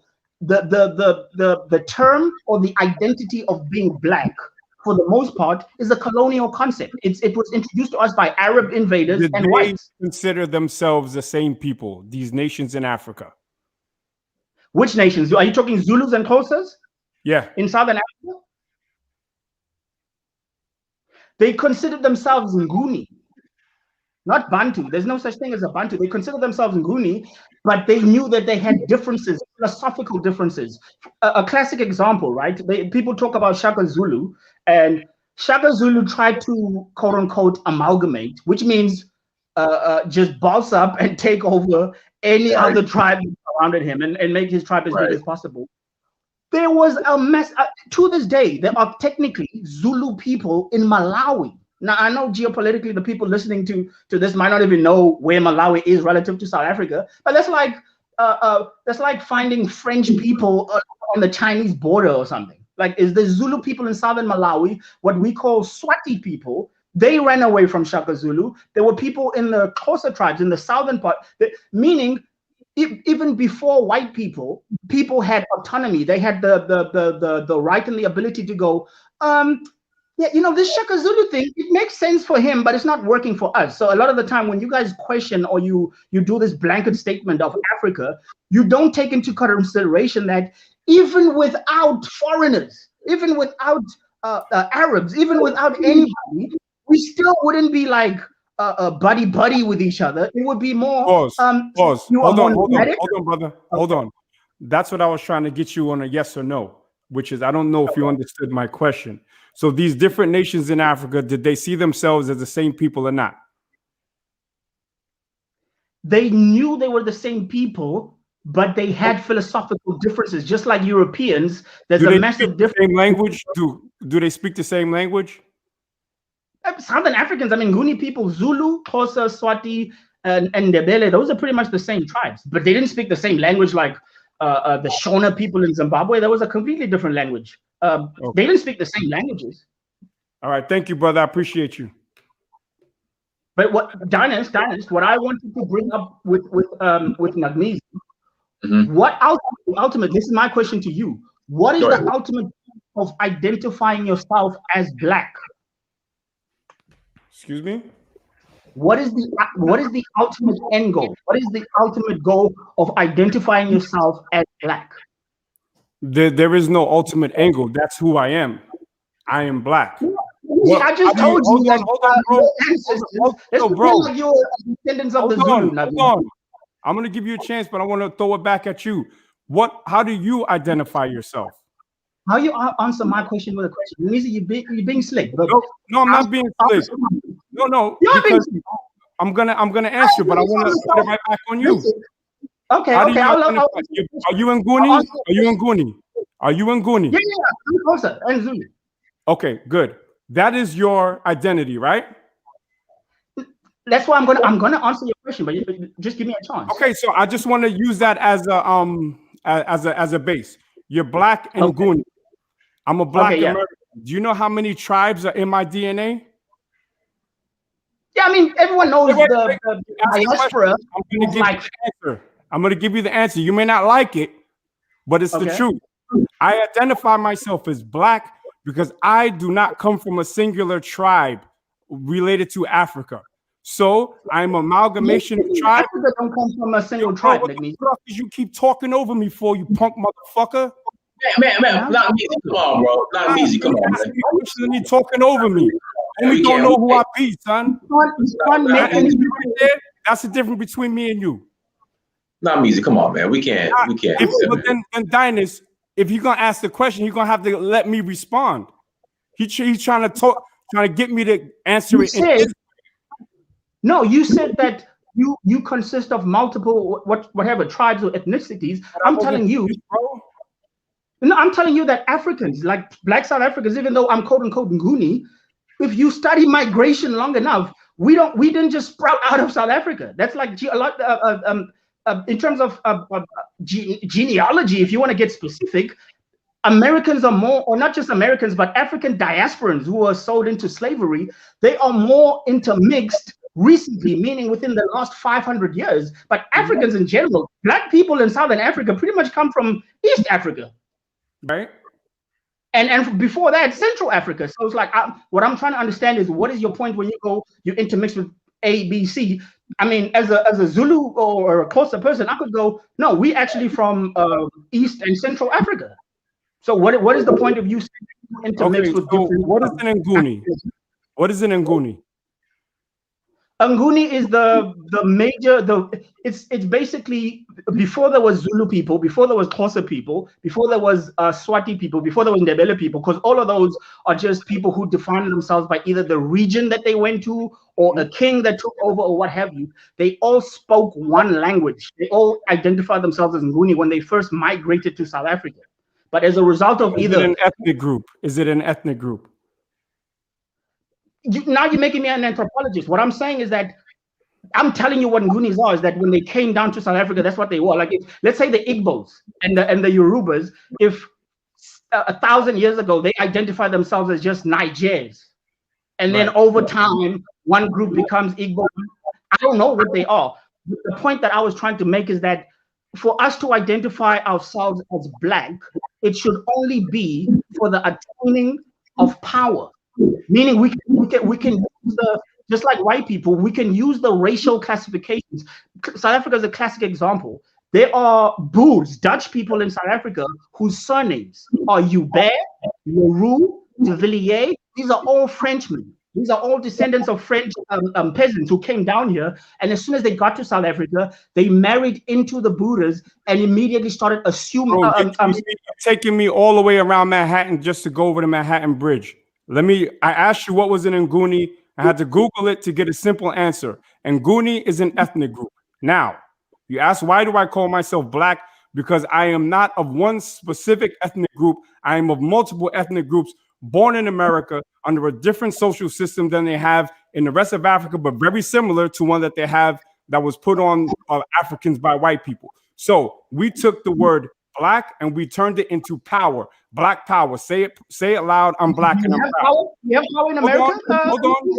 See, you keep talking, bro. You interrupted me too. I didn't call you whatever. Yo, check this out. This show was me and Dinah's show. Oh God, this guy. So you want the answer? I'm giving you the answer, but you don't want to hear it. You are an Nguni. That is an ethnic group. That is an ethnic group. Why do I call myself black? Because we, as Black Americans, identified as black because we don't come from one singular tribe. That's the simple answer to your question. Now, when you talk about creating power, is that what you're talking about? Like, what are we going to do with this blackness once that we decide who's black? Is that what you? The point that I'm trying to make Yeah. is that ethnic identity. When you go, I'm taking you around this and that. I'm giving you a historical context, so we stop arguing about. I don't need it, bro. Now you Next interrupting caller, me. please. Next caller. Now I'm gonna let y'all interrupting two me. rock on the show. I'm done with this. Now dude. you interrupting me. Nakmeezy, you can't run away when somebody's having a difference of opinion to you. No, but and you're not talking, bro. And then engage from the You're not- conversation if you don't like it. I'm trying to explain. I'm understanding where you're coming from. I'm letting you talk. I'm not swearing at you. Drew Branch, yes, I'm very confrontational. Everyone knows that who knows me on YouTube. Look, you asked me the question, and I answered it, bro. And I answered How it. is that conducive? I'm 10,000 kilometers away from you. How is Right. that conducive to the dialogue that we're having? No, because we're not having a dialogue. You're trying to steer my question to what you want to know. You asked me the question, and I did not know what Nguni was. What do you think I'm trying to insinuate? Still talking. Maybe I'm misunderstanding you. What do you think I'm trying to insinuate? What's this nefarious thing that I'm trying to get across? What's this point that you think I'm trying to? Why do I consider myself as black? No. The reason I'm saying that to me is because I that what you said? How dare you try to get me to justify who I identify with? Next question. No, that's not the point that I was making. But you didn't give me a chance to expand on the point. This is the ultimate point that I am making, right? Okay, thank you. It doesn't matter, and I will use white people as an example. Right? Especially, this is why I try to contextualize. You can roll your eyes, bro, but it's like if you don't want to listen, how are we going to grow? How am I going to understand you? Go on. Okay. White people, not just in South Africa, but white people, culturally, Southern Europeans are so different to Scandinavians. Scandinavians are so different to Nordic whites. Even in Germany, you got like Bavarians and all these different, they are extremely different. They have fought multiple wars. And to this day, even in let's say Britannia, the Welsh, the Irish, the English, and the Scottish, they still have beef. The Welsh still have a thing against the English to this day, right? Geopolitically speaking, and when I say geopolitically, I'm talking in terms of power and history. A Welsh person and an Irish person and a Scottish person and an English person, they go, look, we all hate each other, but we come from a bitch ass freezing resource starving island. Basically, we come from a bunch of freezing ass islands. So in order for us to conquer the people and the lands that have the resources, let's use this classification. We'll call it British, and when the time is right, we will switch it to white when we grow our American empire. So what I'm saying with you, Nakmeezy, is I'm going, whichever classification that Black Americans come to, whichever so-called racial, or not even racial, ethnic, whichever ethnic identity Jamaicans come to, once you get that down packed, then we need to go, okay, so, and look, even within America, Southern Blacks might come out and say, a Southern Black person is different from a Midwest Black person. That's fine. Keep the traditions. Yeah, keep the traditions, keep all of that. An East Coast guy might identify differently from a West Coast guy. I go, create your own identity. Call yourself a native New Yorker, whatever suits your bill, right? And keep your traditions. If you want to listen to Nas as opposed to whatever they listen to in the South, do that. But when it comes to geopolitics and talking about power, we then need to come up with, and Black is great, but it can be anything, but we need to come up with an identity to finesse resources, just like the Asians are doing. Because China is not a monolith. I mean, Asians hate each other, you know? But the point that I'm making is that if we can then come to an agreed upon, even though I'm Xhosa and Xhosas basically hate Zulus and Zulus don't like, it's like, that's fine. We don't even need to change. We don't hold on. I gotta stop you 1 second, bro.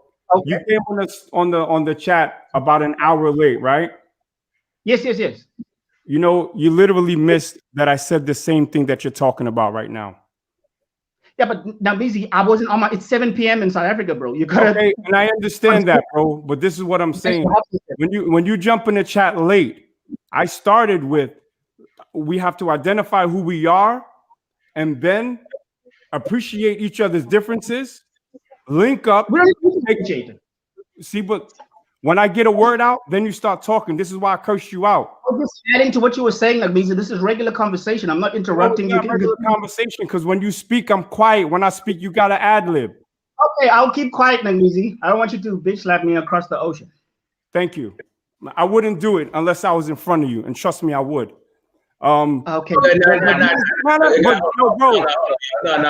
hold on, y'all. We're not doing this. We're not doing this. Do me a favor.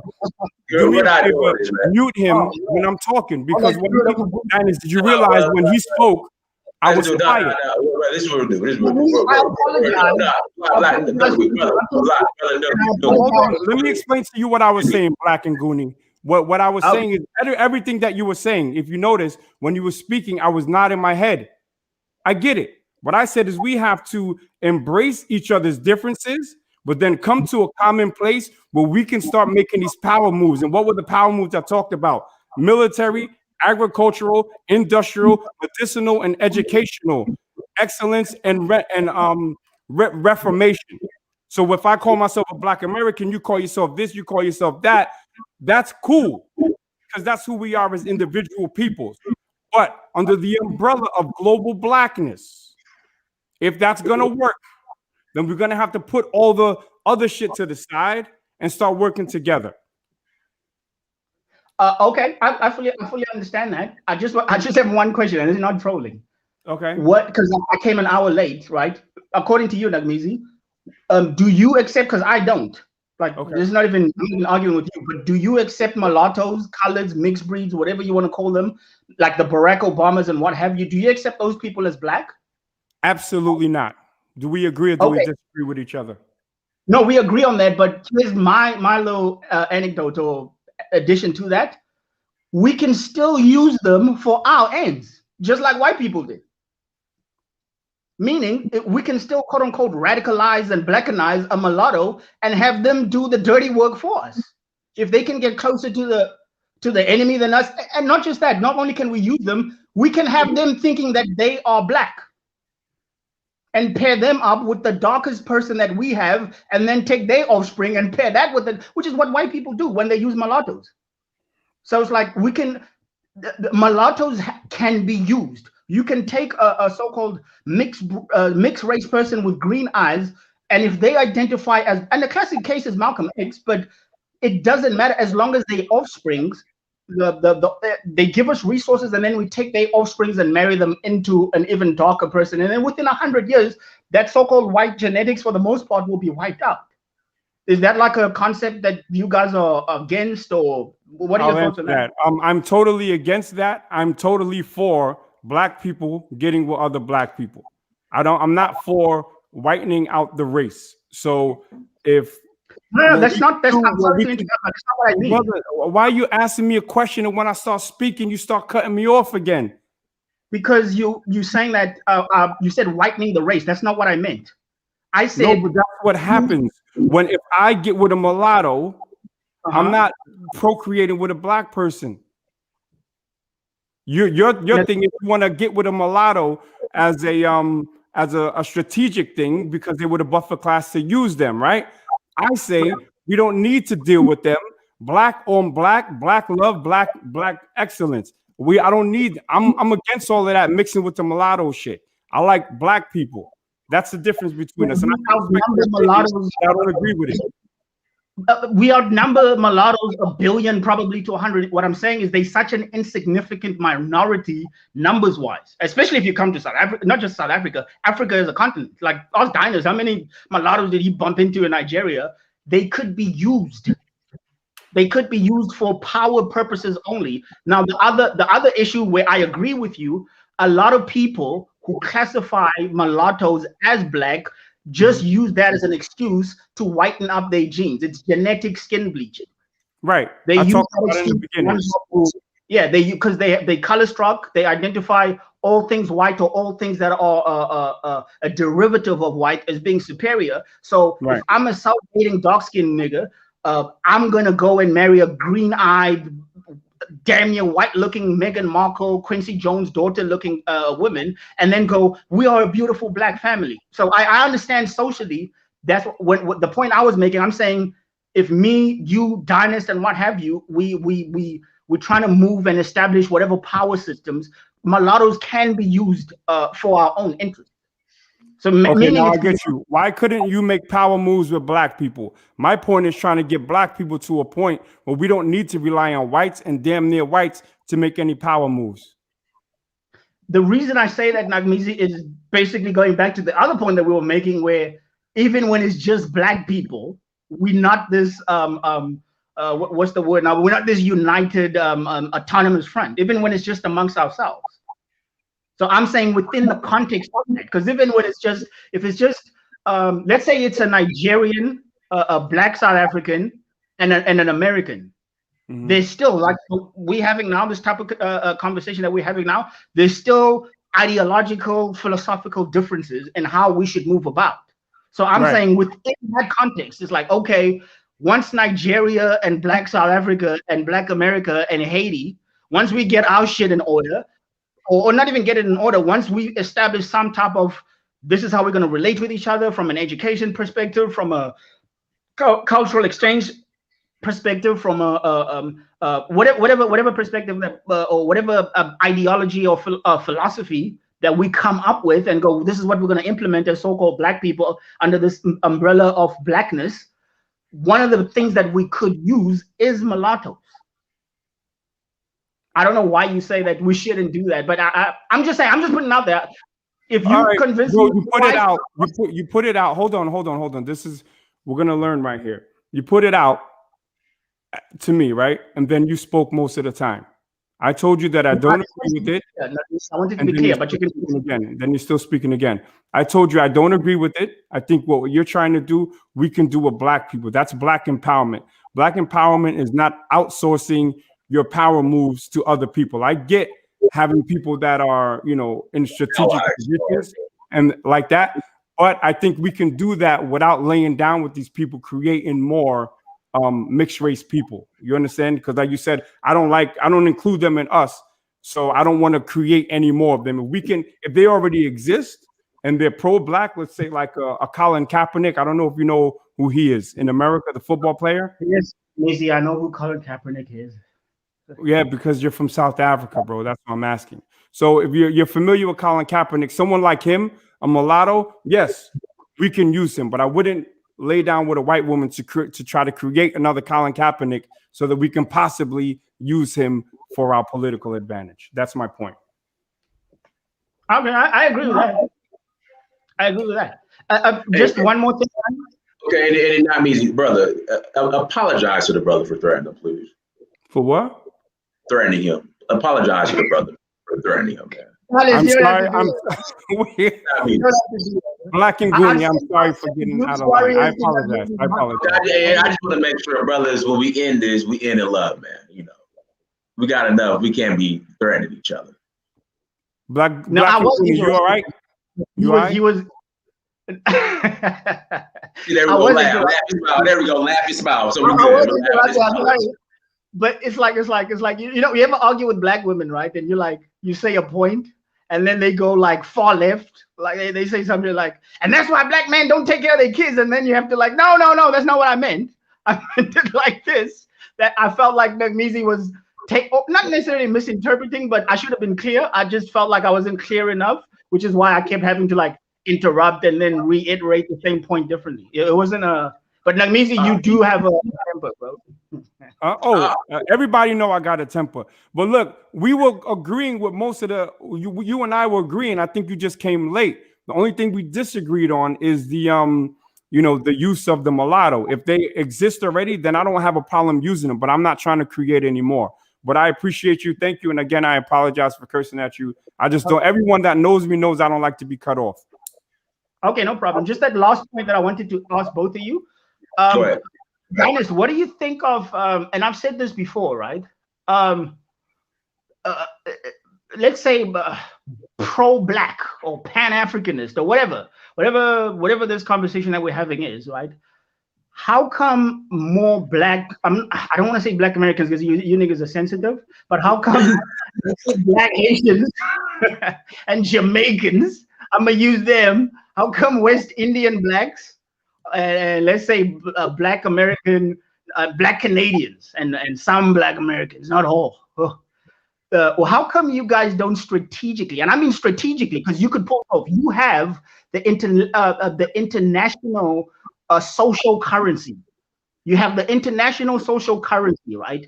To come to South Africa and marry into, or marry your sons into the deputy minister of transportation, the minister of energy and resources.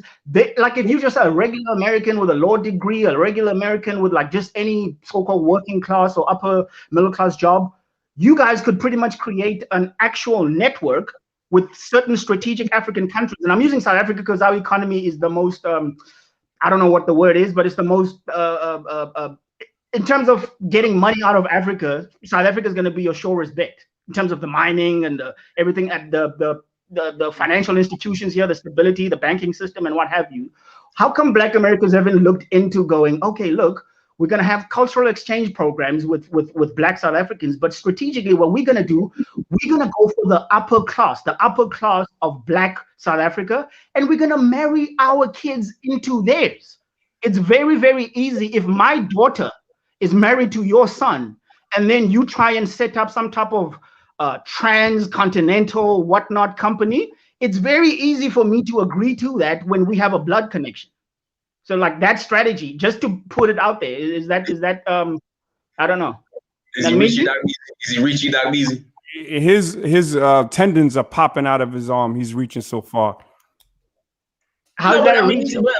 But let me ask you, Black, is it even necessary for my son to marry into a South African family for us to do business in South Africa and be? It's not necessary, but in terms of land claims, in terms of actual connection, and even deeper, I know you Black Americans, you've been disconnected to your ancestors for so long that most of you don't believe in that stuff, but even ancestrally, I mean, Nakmeezy, come on, man. Yeah, no, but this is the but Black, I got to interrupt you. I disagree with you with that because Black, listen, when it comes to indigenous religion and what I do, I get the most heat from Native Africans, not African Americans. I know. Ones that demonize their indigenous religions and culture, I get the most heat from them. No, I agree. Black Africans are just white Jesus up the ass, so that's just a joke. Right. Because we have an excuse. We have stripped of everything. So we have an excuse. It's not just Black South Africa, it's all of Africa from what I've seen. All Africa, that's the most heat I get. The most criticism comes from Africans on the continent, and Africans in general. Whenever I start getting into the indigenous religions and culture, they come at me. No, I'm not surprised. But the point that I was making is once you have a blood connect, I mean, look. And the reason I'm making this point is because I try to study white people who've had power for like 500-600 years and go, why would they intermarry their children into each other? Besides the conspiratorial stuff that, they murdering babies and they doing whatnot, rituals and what have you, just from a power perspective, and it's not just a white thing, the Zulu royal family and the Sokonguni, the Xhosa royal family, they do this stuff too. Blood connection is very, very important. Dinus, now what you just said when you go, why should your son marry into a South African girl? He would not be marrying into a random South African girl. This is a strategic power move. Right. It wouldn't. So it's. My point is it necessary? Like, why can't we just come and do business? My perspective when it comes to power is to have a multi-frontal attack. Right. Okay. When I go multi-frontal, I'm going like for example, with this whole COVID thing, and it's pretty much reset the global economy, right? A person, if the only connection you have, and I'm going to stop using South Africa as an example, if the only connection you have to the Congo is a rubber factory somewhere in Kinshasa or whatever, as soon as the COVID thing hits, you're out. You're just going to cash in declare for bankruptcy or do whatever you do, and then go back to wherever the hell you come from. But if you have a blood connection to that land, you have a vested interest in both areas. That there's multiple reasons why people do this. It's cultures that it's not just black people. It's not just royals. It's not just. That's why I'm bringing it up as look, part of our strategy and generationally that would actually take away some of these divisions that we have. These cultural divisions. Because my sister, for example, she in South Africa about 10, 15 years ago, and I remember even 10 years ago, like 2008 to 2012, even dating a Nigerian, a Xhosa or a Zulu girl dating a Nigerian was the lowest of the social taboos. It was basically she had to hide it from her family. Her friends would diss her. My sister is married to a Nigerian, an Igbo guy. And it's not that big of a deal. And a large reason why that's become more acceptable is because the Nigerian guys who came into South Africa, obviously Igbo is a very business and entrepreneurial or whatever the case is. They not only married the girls, it was basically an economic thing. The two families realized that no, this guy has a family in Nigeria, but they moved to South Africa. They got these and this and that business is so that over time, within less than 10 years, a lot of that, I'm not going to say the xenophobia is gone, but a lot of the stigma associated with a South African marrying a Nigerian, that's pretty much disappeared. And a large part of it, I would say, based on my observations in the so-called dating game, is because Nigerian guys they always marry either a Zulu or not Zulu, but a Xhosa or a Tswana girl, light skin, because Nigerians are color struck like that. But they always marry a girl. You taking shots too now. Nakmeezy is direct with his shots, but you be indirectly taking shots. I just realized he be throwing mad shots. That's what he be throwing shots, bro. Yo, Dinus, I'm looking at Black and Goonie right now, and I swear he looks. There's no. If I put him in Harlem or Brooklyn, no one would think that he was South African. Put him anywhere. Put him in Nigeria. Put him anywhere. Anywhere. And that's the point. We three black people are chopping it up. And it's going good now. But with the cultural differences, sometimes it could get a little spicy. You know what I'm saying? But I appreciate your point of view. I think that to marry into something just for that, I know Chinese people do that. I think Indians do that as well. And it is a good point from a strategic standpoint, but is there not an easier way to make that cultural / business exchange without having to marry a South African? Because I mean, let's just be honest, West African girls are hotter, right? Come on, we're not gonna do that. There are no busting ones, all natural. Look, I can't stand women. And I can't stop dating them. That's how bad it is. Hey, but Black and Goody, brother, we appreciate you coming on. Let me get another call out here. All right, peace, brother. Peace. All right, ABCN, go ABCN. Go ahead, brother. Hey, what's up? Good afternoon to both of you. I'm glad you're bringing up this subject. Nakmeezy, how's it going? Big Z, go ahead, brother. Nakmeezy, how you doing? I'm good, brother. Thank you for coming up. Your standpoint needs to be heard on this, brother. Yeah, so the definition, just due to, if you think about Occam's razor, which is the simplest answer is the answer. A black person is a person between the color spectrum of brown to black who has African textured hair. Why is that? If you look at the continent, most of the people have brown to black skin, and the vast majority of them have African textured hair. The counter arguments, such as ancestry, take-home tests, which cannot determine ancestry. I don't know if people know that, but people keep on promoting that because they're trying to confuse people. Another point that I really want to break. I was on your show the other night, Dinus, and I But see, let me say this. I want to apologize for hanging up on you. If I'm gonna make Nakmeezy apologize, I need to apologize for being rude as well. That's why, I wanted to bring you back on to go ahead and explain your point. Now I disagree, but I think I should give you the opportunity to it's only fair to give you the opportunity to explain your point. I appreciate that. I appreciate that. No problem. But the issue that I see that we're not discussing, because we're confusing race with ethnicity. And those are two different things. And I think you guys were talking about that for the past hour. Ethnicity it has a cultural aspect of it. That means how you talk, what you dress, how you dress, what you cook. Race is a whole different thing. It is it's our genome. It's our gene frequency. How many genes we share as an African group. Now, the one-drop rule, which is a social rule, has really confused Black people because they say, oh, well, they don't study genetics at all. They don't understand gene flow. They don't understand genetic drift, which is when, and I'll get the definitions right here because they're right in front of me. We don't study genetics at all, but we want to discuss who is Black and who isn't Black. Genetic drift. What is genetic drift? Random changes in the frequencies of two or more alleles or genotypes within a population. So you can have a very dark person, for example, the people in Southern Sudan, versus those people that are in Western Africa, like most of us are descendants from. So I think there has to be a little bit deeper discussion about this, because at bottom, if we're not protecting our racial integrity, we're not fighting for anything.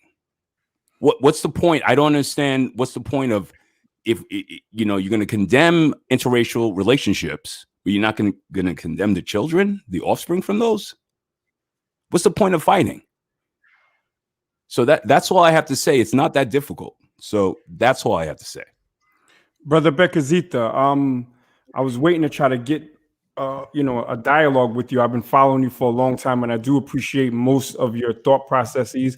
And it is 100% necessary to define who is Black and to use that to gain power. Now, my issue with your thing is that I feel that you eyeball people. And if we're going to keep it, to science, I would like to know from you what percentage of European admixture disqualifies, quote, air quotes, Black person from being considered Black/African. But Nakmeezy, genetics doesn't work that way. You're a very intelligent person.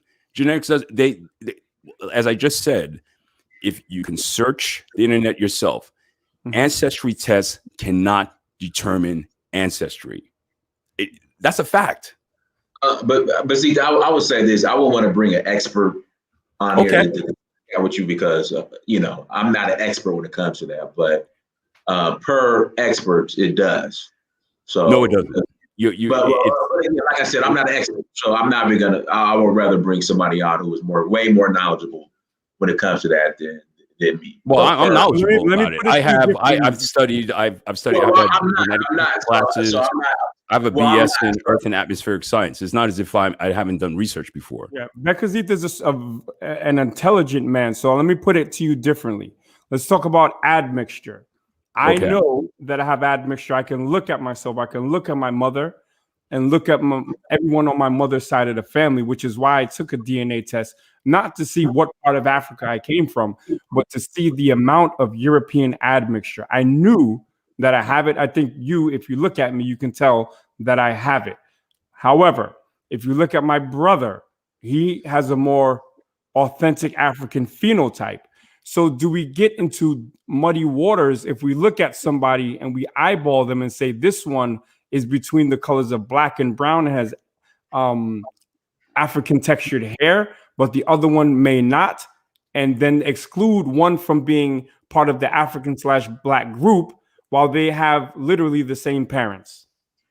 Well, quite frankly, you look Black to me, especially you have the light shining on you. So that's probably bleaching you out a bit.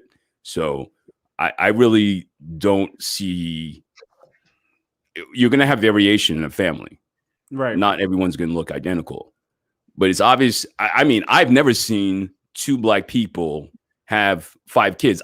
My grandparents had 15 kids. They all looked similar similar. So I just don't believe that argument. And I haven't seen that in real life in which I see two black people, brown to black skin, African textured hair, have children, and they have a group of children, and they come in various amounts of colors. I've never seen that. And if people do say, oh, well, this light-skinned guy is my brother, they're usually due to the mother stepping out, or that the child was from a previous relationship, and they don't like to consider that a stepbrother.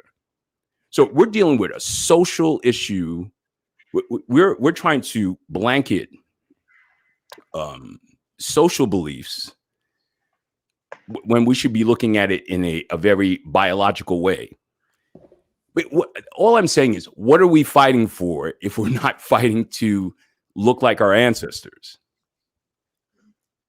That's all basically I have to say, because it's, and like you said, I commend you, Dynas, if you would bring an expert on the show to speak about genetics. I disagree with you on the DNA part, but again, I can't have a thorough conversation with you because I don't know the lingo. So I would want to bring somebody on, and you guys could, Okay, so let me follow up, Bekazita, with the last one, because I've been waiting like 3 years to actually go back and forth with you. Okay. So now, once we establish who is black, right?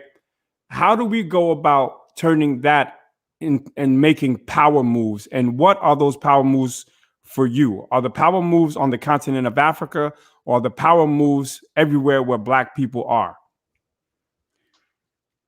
Well, wherever we have a significant population would be a base, and where we can build a power base. Not only Africa.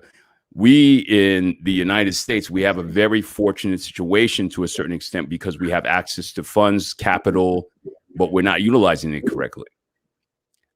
You think about it logically. People, a young boy that's 18 making $20,000 a year, living at home, has so much expendable income and can be purchasing from black businesses.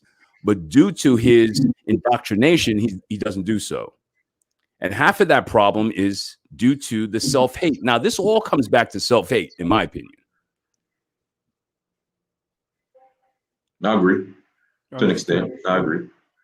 And at bottom, if you don't have any pride in how you look or what the epitome, all the races have a ideal that they're seeking to mate with. The men are seeking to mate with the blonde white female. The white man is seeking to have the blonde, skinny white female.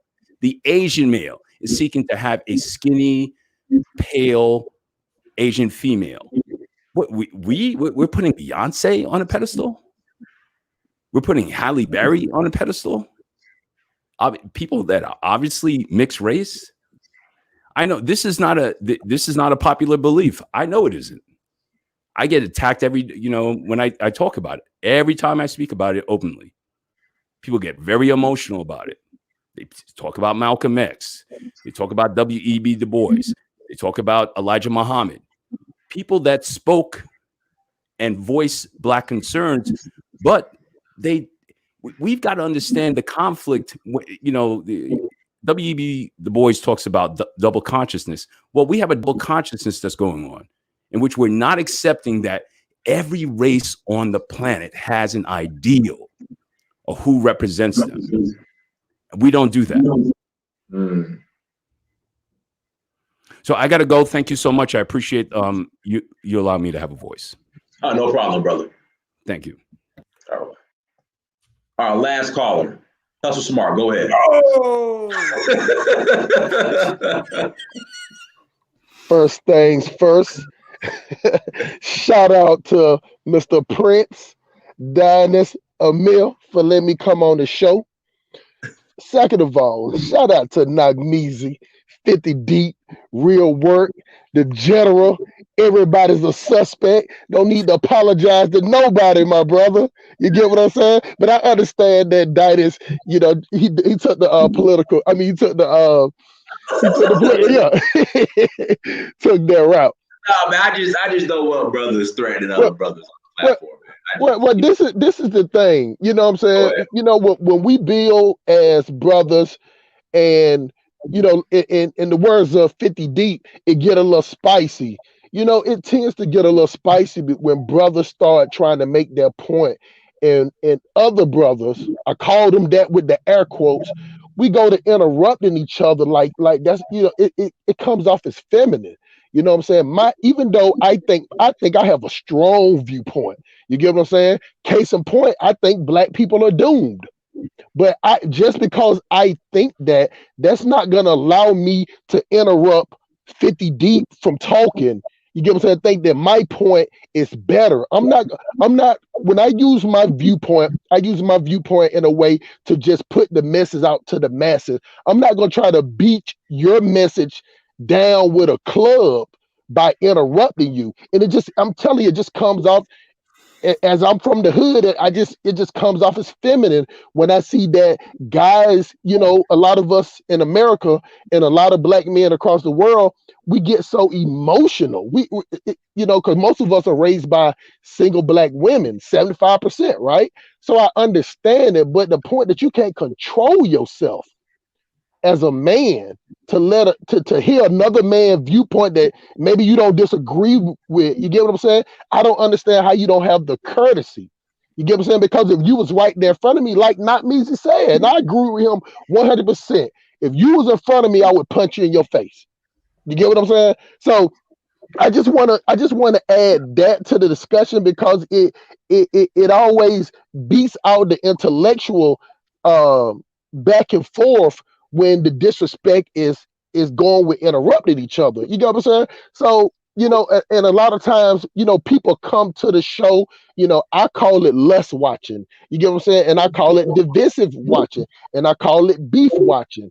We're not gonna get anywhere like that. You get what I'm saying? Because somebody think that they're smarter than this person. You say something is 16%, Dynas, and I say it's 14%. Instead of us just like, okay, you know, give or take, we'll be sitting up here trying to cut each other kneecaps off, trying to beat that point in when we only off by 2%. You get what I'm saying? I just don't understand that. And the reason why, and another reason why I say that black people, you know, we're doomed, is because how we so easily, you get what I'm saying, ready to sleep with the enemy. Now, I'm not gonna talk shit about nobody. You get what I'm saying? But I just want to just go on some of their points. Nothing to the point that they would have to come on the show and defend themselves. But, you know, I would listen to the other brother talking before the last guy came on, and, you know, it was just like, you know, it was like fucking to get to a weight up in the community. You get what I'm saying? Like, you know, let's fuck this mulatto. Let's fuck this South African. Let's fuck this Nigerian. You get what I'm saying? Like, it was a fucking it was some type of it was like Pornhub. It was like a Pornhub intellectual babble about, you know, how okay, I can get in the line first if I bang up a chick from Mali. You get what I'm saying? Now, the reason why I said that is because if you look at the history of Africa, you get what I'm saying? The strongest, have the most minerals, you know, all these people, all this strong black culture and ethnicity, all this stuff is great. But when you strip all that away, it just goes to show that all black people do is the ones in power, all they want to do is kiss white people's ass. You get what I'm saying? So if you look at the history of Africa, all of these leaders, you go with Democratic Republic of Congo, the Bel, you know, all they want to do is kiss and lick Belgian balls. You know what I'm saying? And Belgium did them the worst. Like, people talk about the Jews with the Holocaust, but nobody, I mean, you know, 10 million people, but we don't put what the Belgium did to the Congo on that same level, and they killed maybe the same amount of people. More. You get what I'm saying? More. So you got Patrice Lumumba, I think his name. You get what I'm saying? Like they conspired against him because of the cobalt and the uranium. And because at that time, you get what I'm saying?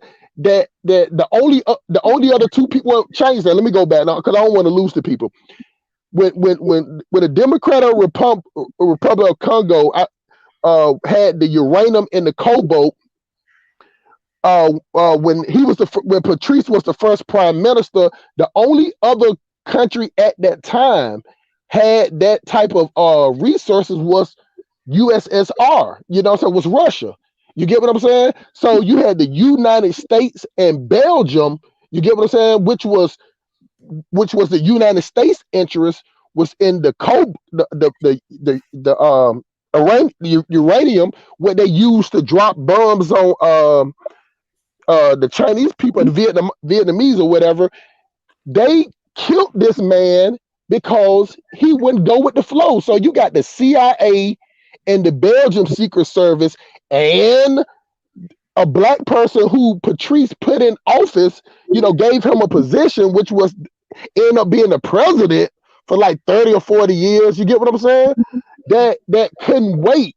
That all it cost was $100,000 to get and we're talking about $100,000 for somebody as a prime minister, the first prime minister. You get what I'm saying?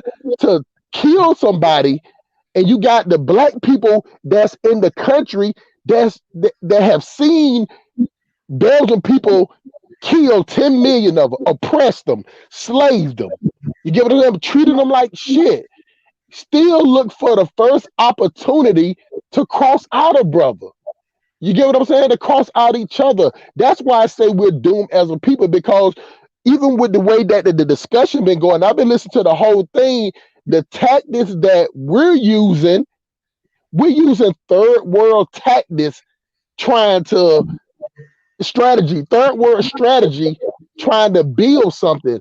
And then these white people, these devils, they sit up here doing this on a whole nother level. We sit up here trying to fuck our way into some power, which I think is just completely dumb. I mean, it sounds good for conversation, but it's nowhere in the world you can sit up and think in 2021 that we can think we can fuck our way in or out of a problem. And I don't want to be long-winded, so I'm gonna stop my point before I get to the next one. I agree. So if you're sitting up here and you having third world strategies, and you got your own people that's thinking like that, you can understand the way we're going in America. See, in Nigeria, I'll be the first one to admit Nigerian men are not as emotional. They're not as soft as American men. You get what I'm saying? So American men, we're strong as far as the brawn, as far as the strength, but emotionally we think like females. You get what I'm saying? That's why when we have an encounter with power or the police or whatever, instead of us, because you can't beat no system if you don't have a system. If crackers have a system of oppression, we cannot have a system of emotions. Do you get what I'm saying? That can't be a strategy. You know what I'm saying? Or bringing awareness. That's why we go out here and march like clowns. And it's the same thing. I was even shocked when that shit was going on in Nigeria. That they're gonna be like, okay, we need the Black Americans to speak up. I'm sitting here like it's 200 million of y'all motherfuckers over there. Y'all don't need that. Y'all don't need to think like what we doing is something. What the shuffling and twerking and men, black men out here shaking their ass, dancing in the streets, begging white people not to shoot us, begging white people let us breathe, begging white people to accept us, begging white people not to disrespect us, begging white people to let us in their restaurants, begging white people to let us in their stores. You get what I'm saying? Y'all are 200 million strong. Half of the black men in America are some supersized, weak, trick, emotional busters. You know what I'm saying? And they might as well should put on a bra and some thongs. You get what I'm saying? Because we sit up here in a war, and we still sitting up here talking about we want to help each other. You get what I'm saying? We want to help other races of people. Now, when it come to each other, we wish a nigga would. It's on site. You get what I'm saying? Everybody's a suspect. You go in the neighborhood. But you'll let these white people prance around on the street, prance around in your neighborhood. They'll move next door to you. You won't even ask a question. It's sad. It's almost sickening to the point that black people, when the white person come around, it's like something in your fucked up DNA make you start smiling, make you start being chatty. But when a black person come around, you want to look that black person up and down. I wonder what he up to. I wonder what tribe he from. I wonder how he like his jollof rice. Do he like it with tomatoes or do he like it without tomatoes? You get what I'm saying? Like that's the hey, hustle, I don't like all that tomato sauce in my. Let me say something, man. Tomato paste in my jollof rice. All that tomatoes in your tomato sauce on top of everything is some fuck shit. You get what I'm saying? But you know what though? Well, let me tell you another thing, man. I went over to Mamba. I was there yesterday. Did he say something to you? Yeah, he did. Yeah. I told him, man. He told me to let you know that don't forget. He said he can outdo even the Niger in goosey soup. You know what I'm saying? But I go over there. Listen, his goosey soup's off the chain. In fact, yeah. I enjoy Bamba's goosey than the Nigerian goosey soup. I definitely do too. I go to the Ike's place when they want to rape you with a tomato. You know what I'm saying? Like the Ghana African restaurants and the Nigerian restaurant. I mean, they want to rape you and stick a tomato in your nose. You know what I'm saying? Like, I just don't understand. But then when I look at how the export and import is that Ghana got all this land, you know, Nigeria got all this land to cultivate, and you know they got tomato processing plants that's closed down, but you import tomatoes from other countries. You get what I'm saying? So it's so easy.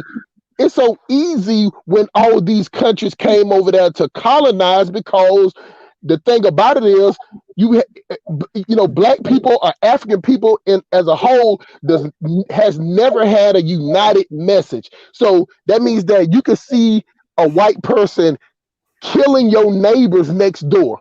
I mean, they just destroyed your neighbors next door, but because they didn't do it to you, you'll sit up there and give them a pass. Some type of way you'll think that, you know what? You know, they must have did something. They not bad. You get what I'm saying? Because you know, you go back and look at the history, you can see how the when the people came over there to colonize, that it was black people helping them. Now, see, I can understand if this was the first country they came to. You get what I'm saying? So, you know, black people, you know, you got the banana in your tailpipe one time, pause.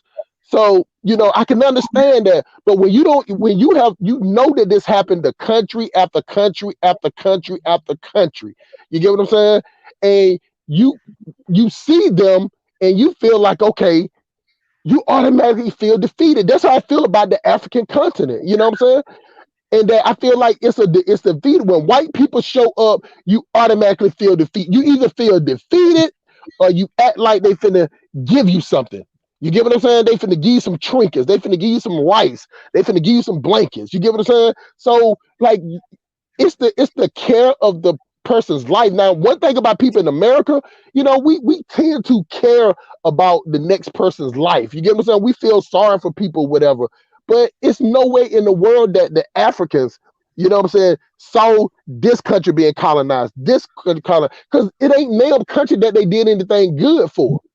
You know, so like in America, we saw what happened for 400 years of white suppression. So we got it real quick. You get what I'm saying? We know they the enemy. So, but it just shocks me how people in Africa that don't know that white people are the enemy.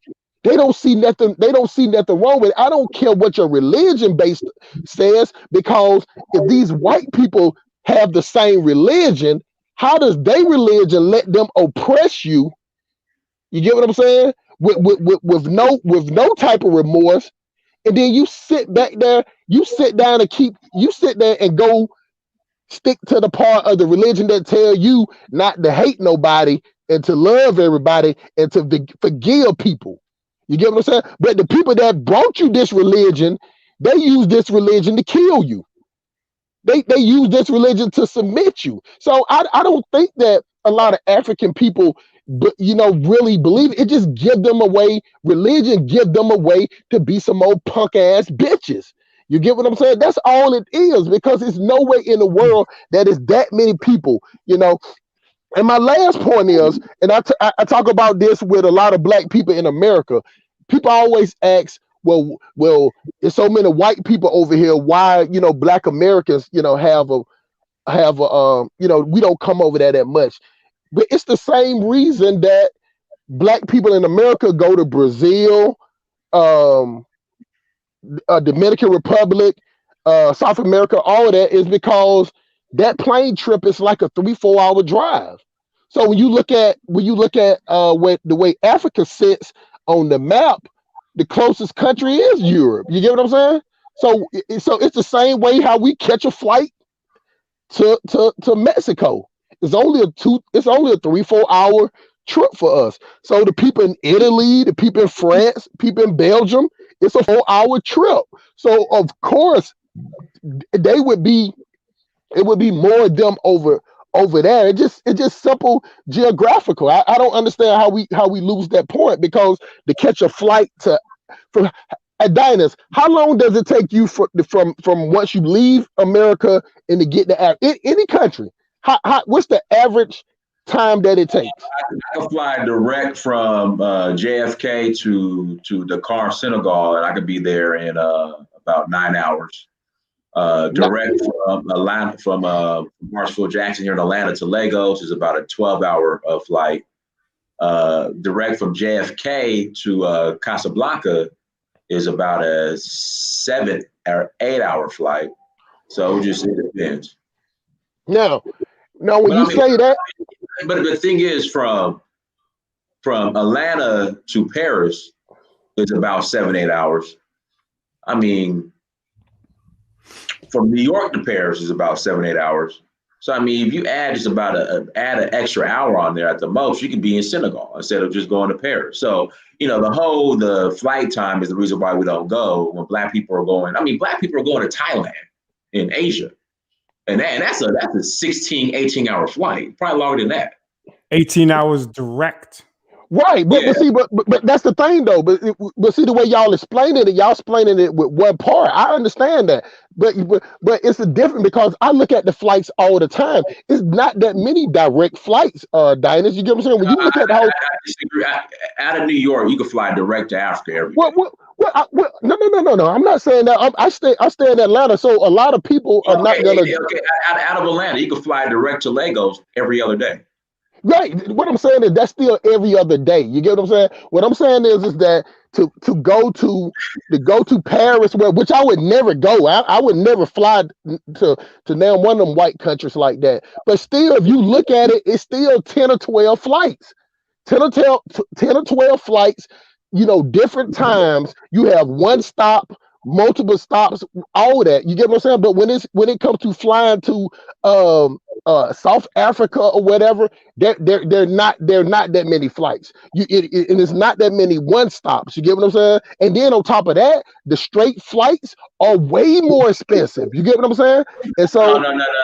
Let me jump in here. I'm only telling you what I. Yeah, let me address the direct flight. Go ahead. Brother, every time I fly to Africa, I'll fly out of New York or DC. I can fly direct for less than $900. During the summer, it might be closer to 1,000 because it's during the summer. But from September all the way to May, I'm flying direct like $800, $900 out of DC or New York to Africa direct. So let But, me jump in here. go ahead, 50 Dick. Sorry, brother. What part of Africa you want to go to, Hustle Smart? Well, see, what I was looking at 3 countries. I was looking at Kampala, in Entebbe, because that's where you got to fly into. I was looking at, of course, Sierra Leone, and I was looking at South Africa. You get what I'm saying? Johannesburg. And go ahead. I don't want to keep going. Go ahead. No. I know it's hard for you to stop, but it's all, hey, you know what? I try my best, my brother. And I appreciate you. Look, the reason why brothers take flights that are just as long to go to places that are not in Africa is because the majority of Black Americans ain't checking for Africa. That's just a fact. That's just a fact. People will go to the Dominican Republic, they'll go to Brazil, and it's all for women. They're going down there for women. So,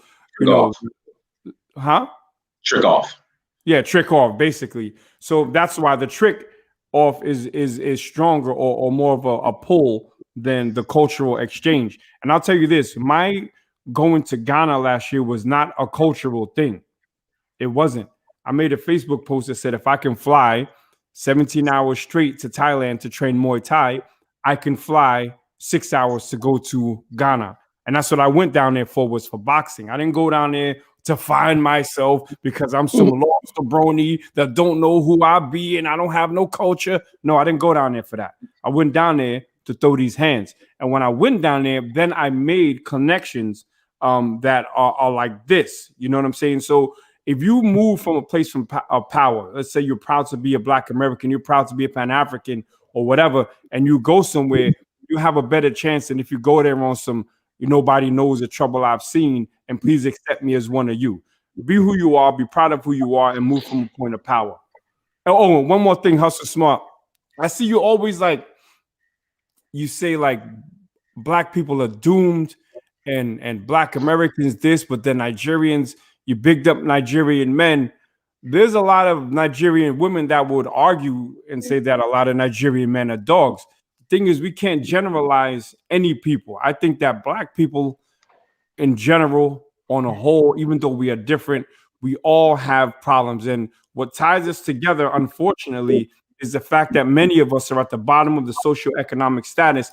And what we need to be focusing on is how do we get out of it, either individually at first and then as a collective. But we got to start doing this work. So Hustle Smart, please. I want to know, why do you always have smoke for Black Americans? Okay, this is the thing. All right, now what I'm gonna answer it. I'm gonna answer 2 parts. Now I remember when Kanye West, he was saying that slavery was a choice, and then he turned around and said that slavery was a benefit to us. You get what I'm saying? Black people. All right, this is what I'm saying.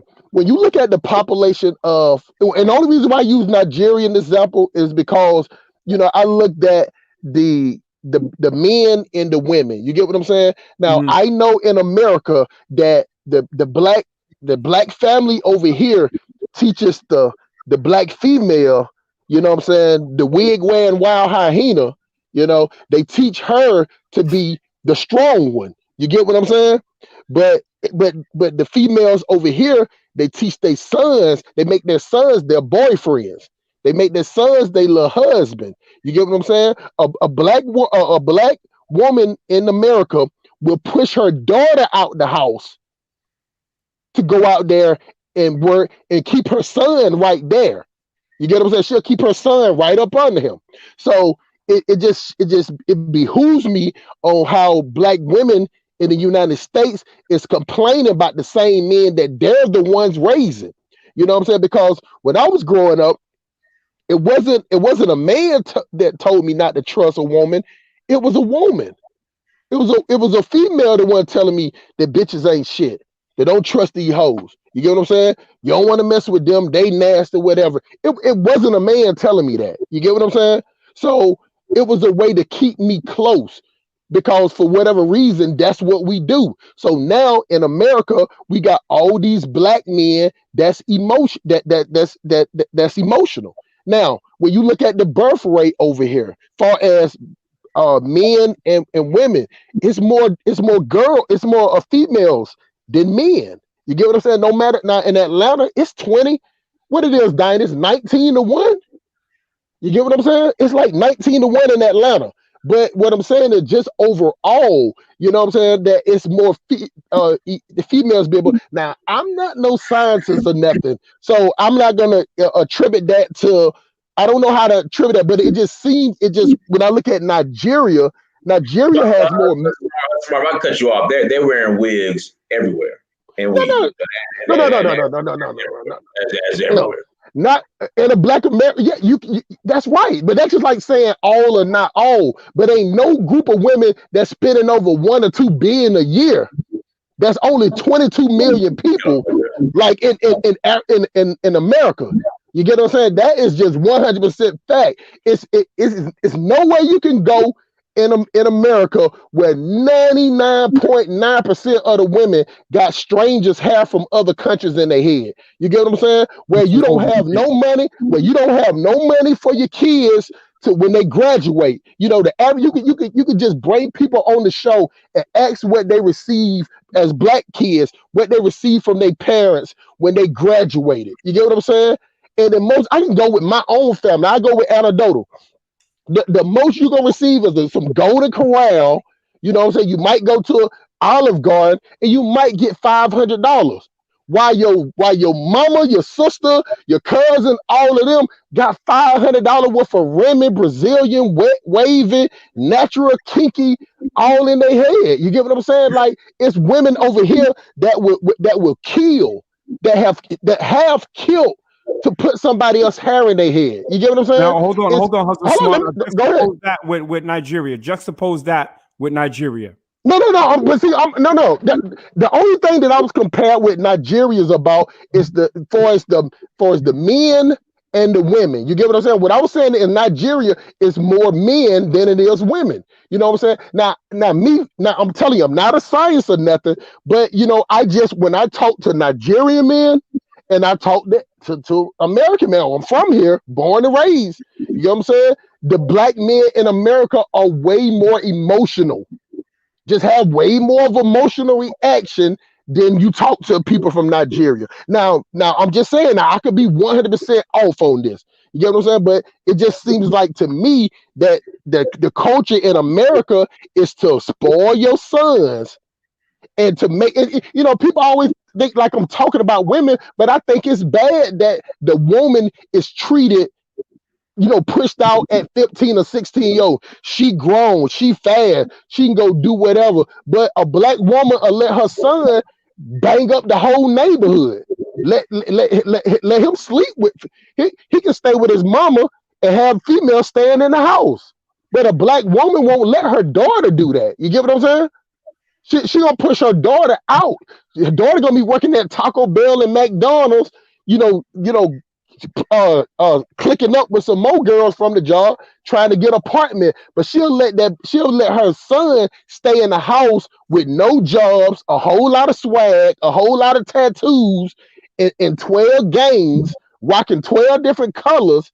You get what I'm saying? Why he ain't doing nothing. But she'll promote that son around. She'll walk around with that son like he's a bodyguard.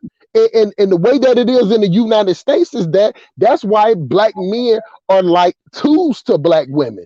You get what I'm saying? If you're not willing to play simp daddy, you get what I'm saying? If you're not willing to take care of her little kids, you know what I'm saying? If you're not willing to pay all her bills, and you're not willing to put her up on a pedestal, then you are the enemy. Hold on, brother. All right, so let me interject. And last time I asked you, you know, don't go over, and you lied on white Jesus. So now I'm gonna put black Jesus. Right. So look, the thing is, I'm always gonna go to this, not because I'm trying to spread the misery, but just to be very honest, because I've been to one country in Africa and one city, Accra. Okay. So I'm not going to say it's all of Africa, but what I do know is that black people worldwide tend to be at the bottom of the socioeconomic ladder. And it's because we all have a lot of fuck shit going on. Excuse me, Dynas.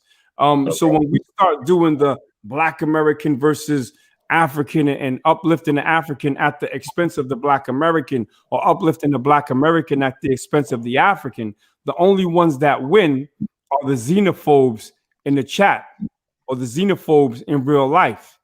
And we're really having these conversations to move us as a people forward, whether you're Black American, whether you're North, South, East, or West African, or if you're from the Caribbean, then what we're going to have to start doing is focusing on the positives, positive reinforcement. Because when you say the Black women can do this and they use their sons as boyfriends, I get you. But then I would say, as a man, where are the men? Where no other race on the planet has their women running their societies, but we have that. So then, do you blame the women for not doing a good job, or do you step up as a man and say, "Yo, I'm going to make Black men great again and take your place where it needs to be"? So at some point, we need to go away from the rhetoric. Well, first of all, we have to recognize that there's a problem. There's a problem globally, right? But where do we start? We start in our own backyards, and my backyard is Diaspora, and my priority is Black America, right?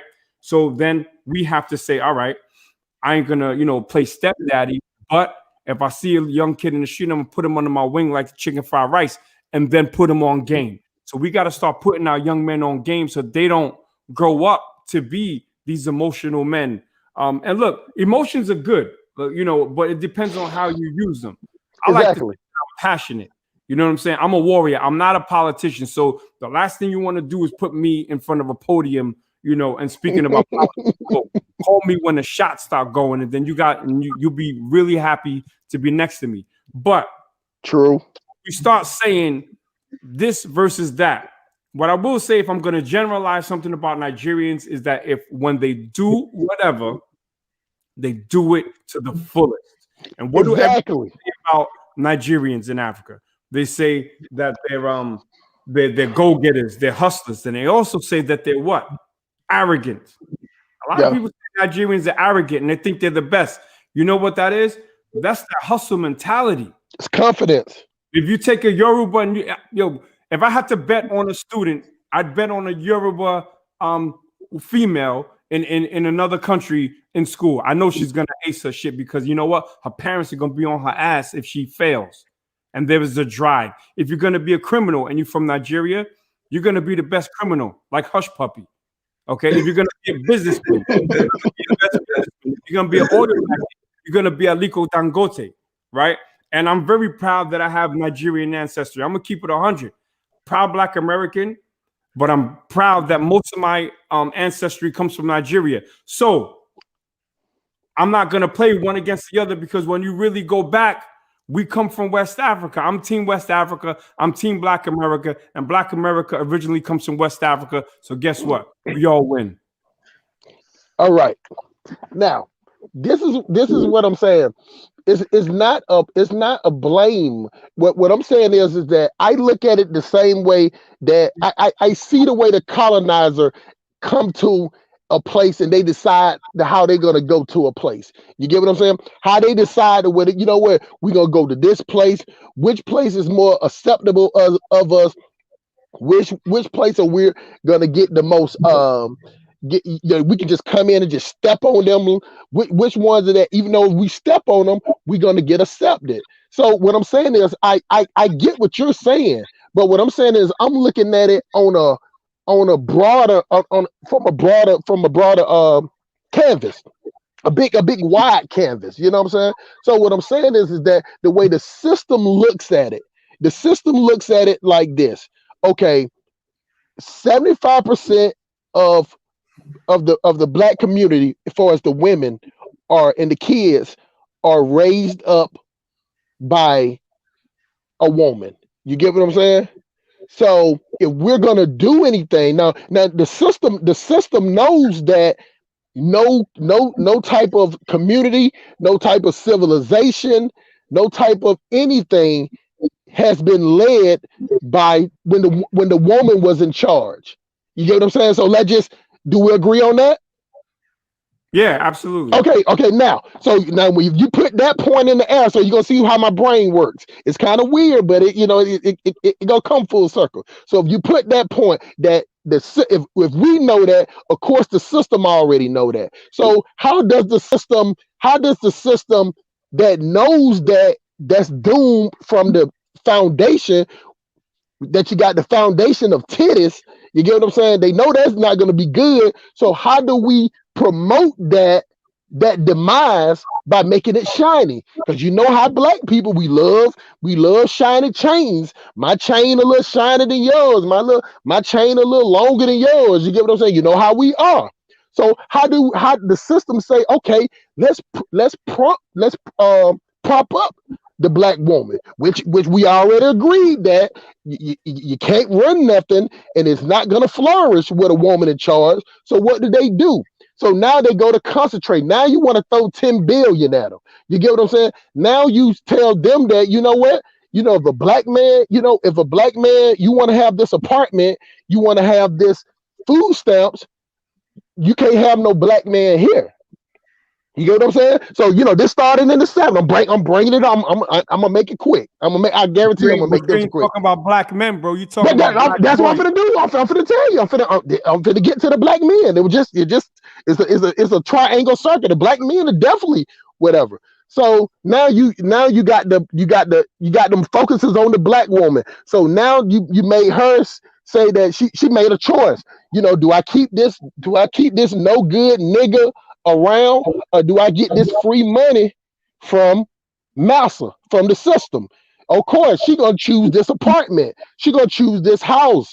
She gonna choose this Section 8 house. She gonna choose this free food stamp because we know that black women love free shit. A black woman have a $1,500 in your pocket, have $1,500 in her pocket, and you have $40, and she'll let you spend that $40 and still won't add none of her money in. And now some will do it, so I don't want to get in that. Not all. So now you got her pushing the black man now, and so now the black men that all they want, since they're raised up by single black women, they don't even want to have no fight. They don't even want to fight for anything. All they want to do is sit up around and get some pussy.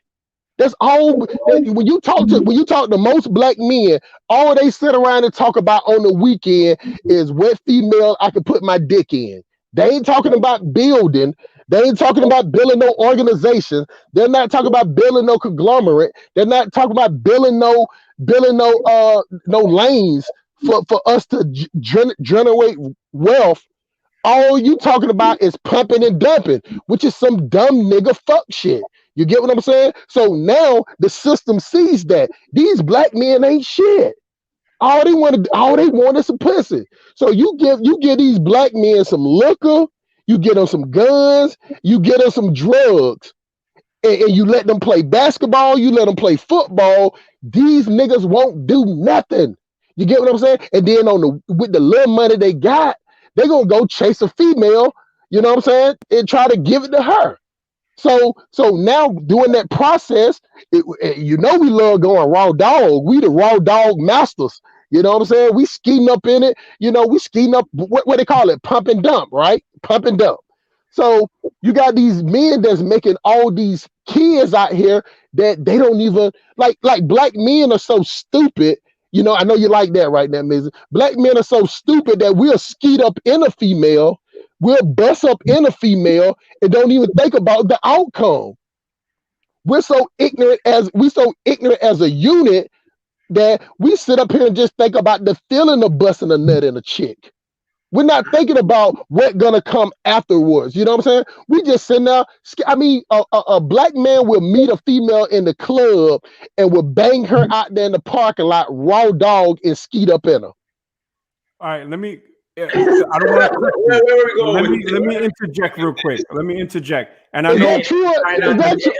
Hold on, guys, hit that like button. And we're gonna stay on for like another 15 minutes, and then I got you. Go ahead. What I would say, brother, is that those conversations that you've had with brothers talking about getting some vagina, trying to get money, drugs, and things of that nature. I've literally never been a part of those conversations. Ooh. Never. Because my father taught me better than that. So now my job is to teach my son and any other young black man that I run into to stay away from those conversations. So what we don't want to do is try to paint this gloomy picture of all Black America as, you know, gun busting, drug dealing, punani pumping losers, because we're not all that. You know what I'm saying? So if we realize that there is a part of our population that does that, and we like to call them Pookie and Ray Ray, we have to understand those people should not be forgotten. So if there's 10 and I see one is following the message, and that's the one I'm going to focus on and try to get him to come out of that rut that many of our black men are in. Like I said, Malcolm X was a Ray Ray before he became Malcolm X. So we don't look down on those others. We try to help them up. Now, as far as the, you know, the woman and society making them choose an apartment versus a man and the check and Section 8, we have to make sure that the circles that we're running in, that you're not dealing with some single mother that's in Section 8 who you can't provide for. If you have feelings for her and it's going to work, then your job as a man is to take her out of that situation that she's living in a Section 8 spot and not try to sneak in, you know, hiding your shit in the closet when you hear housing coming in. You know what I'm saying? So what we have to do is elevate our standards, you know, and I think black people everywhere, especially the diaspora, because we've gone through a different sort of trauma in the diaspora. You know, we are behind enemy lines. We get accused of having a colonized mindset. Look, we have a warrior mindset for the most part, but unfortunately, we tend to use that warrior mindset on each other. And I'll apologize to the brother that Nguno, the slick talking brother from South Africa. I apologize again, because that energy should never be directed to my brother unless they do something to me physically. Now, once we start, you know, focusing on the good and you know, putting it in practice, then we can start making changes. So I'm proud of who I am. I'm proud for what my people have done. And I'm not going to play who's the tallest midget or who's the smartest retard. That's who we are as black people. We all at the bottom, not at the bottom. We ain't where we need to be. And we're at the bottom. There is we're gonna have to start doing this work. So Hustle Smart, I need your participation on this. Can I get your participation, brother? Bro, you have my listen, before you even tell me what it is, I'm with you, my brother. Okay, thank you. I want you to repeat after me. I'm gonna say it first, all right? Go ahead. I am somebody. I am somebody. All right. Now listen to the thing. I'm a Scorpio. I am somebody, and just for you, dog, I think highly of myself, because the thing about it, what I talk about, see, this is the flaw with black people. We think because we against something that we hate something. You get what I'm saying? You talk to my son or whatever, my son will tell you, like, hey, when I'm with my dad, you know, he doesn't even drop me off at nowhere. He don't allow me to spend a night at nobody's house. He don't, when he's with me the whole time. It ain't no somebody, I don't believe in babysitters. You know what I'm saying? I'm the babysitter. You know what I'm saying? With both of my kids, I don't do none of that. So, but the thing about it is, but the way that I still, that doesn't mean that I don't see the fuck shit. You get what I'm saying? I can see how we're in a road that's we spinning in a muddy road, not going nowhere. You get what I'm saying? So, like, this is the thing, Nakmeezy. I agree everything you said about Malcolm X, but Malcolm X is a diamond in the rough, like Aladdin, bro. You get what I'm saying? And at the end of the day, we're outnumbered. You get what I'm saying? So you know, I'm a math guy, Nakmeezy. So what I'm saying is, what you say is good. We have to raise up. But out of the 20 million black people, the 20 million black men, you get what I'm saying? It might be 300,000 of us that will try to help somebody else. You get what I'm saying? For the most part, the other 19,700,000 are predators. We're either predators or simps. You get what I'm saying? So even the simps, the simps get a high platform because they telling black women what they want to hear. but the black woman doesn't get the result. Because if you got all these simps just saying black women, y'all queens and y'all can't do no wrong, and the black woman is God, you know, black women wouldn't be the most dissatisfied. She wouldn't be the angriest. She wouldn't be out here crucifying black men. So what I'm saying is that we got a community of black men that tell women what they want to hear just to get some pussy. You get what I'm saying? Do you do that? No, bro. I don't have to do it. I don't have to do it because of the dynamics in the black community. I'm 6 foot. I'm 6'3", 280 pounds. That make over I make over $70,000 a year, and that's way more. That's way more than the average black man. You get what I'm saying? So the thing about it is the way we are as a community, that all it takes is a little bit of money, flashing. I'm not saying you won't get the top tier, but all you have to do is just go around, flash a little money, buy a couple of drinks, and tell a female what she want to hear, and you busting that ass in the parking lot or taking her to the drive-in on Marlin Avenue. It's going down. So what I'm saying is I don't have to lie. But the thing about it is a female will call me arrogant because I don't lie to them. You know what I'm saying? It's a weird thing that I can tell a female the truth. You know what? I don't want this ain't going that far. You know, I don't want nothing serious, but you know, I'm a Scorpio. So, and I got money, so I'll treat her like a girlfriend. You know what I'm saying? Before we go out, hey, I want you, hey, let me cash out you, get your nails done, do that, go get an outfit. Hey, I don't like that outfit. I want you to wear something better. I want you to wear something tighter. You know what I'm saying? Now, in her mind, it's everything she want to hear. You know what I'm saying? I'm spending money on her. I'm spending time with her. Why would I not want to be with her? You get what I'm saying? But to me, it's just like I just want the package to look good for the slaughter. You know what I'm saying? Do I want the cow to come in looking like a hood booger cow, a little struggling cow, or do I want a little fat meaty cow for the slaughter? That's what I do. I dress up a female and then I slaughter her ass. You get what I'm saying? So I tell her that up front, but somewhere in the mix, she thinks like, you know, I led her on. You know what I'm saying? But this is how it is in Atlanta. I don't know. Hold on, brother. Go ahead. Let's go back to what you do. Go ahead. If you're saying that you'll cash app a female, dress her up real nice, that for me is disingenuous to the female. So I know I'm sounding like a simp, but you definitely sound like a simp.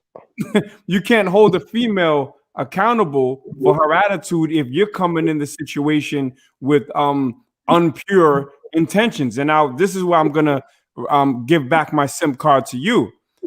I've never cash apped a female. I've had female pay for me. Okay, so that's the difference between you and I. You sending cash apps, I'm getting them. Nakmeezy, you're a married man, my brother. So whatever you're discussing about, whatever is how long you been married? Almost 10 years. Hold on, because I know where you're going, right? No. Let me finish. So what I'm saying is that even if you have an anecdotal, you know, story to it, it's still, you know, I'm single. You get what I'm saying? So what I'm saying is that it's almost like it. Let me just say it like this. It's an arrogance to me that I need the female to look. I want a female to look a certain type of way. You get what I'm saying? For my arousal. You know, like some dudes, they can just see a female with some $7 leggings on and some beauty supply, some beauty supply flip-flops on. You get what I'm saying? And a white beater on, that might turn them on. You get what I'm saying? That doesn't turn me on. So what it is I make the money that I make. Like I said, I make over 70. I make over 70 without even trying. You know what I'm saying? So I have the extra income that, you know what, I want the female to go out.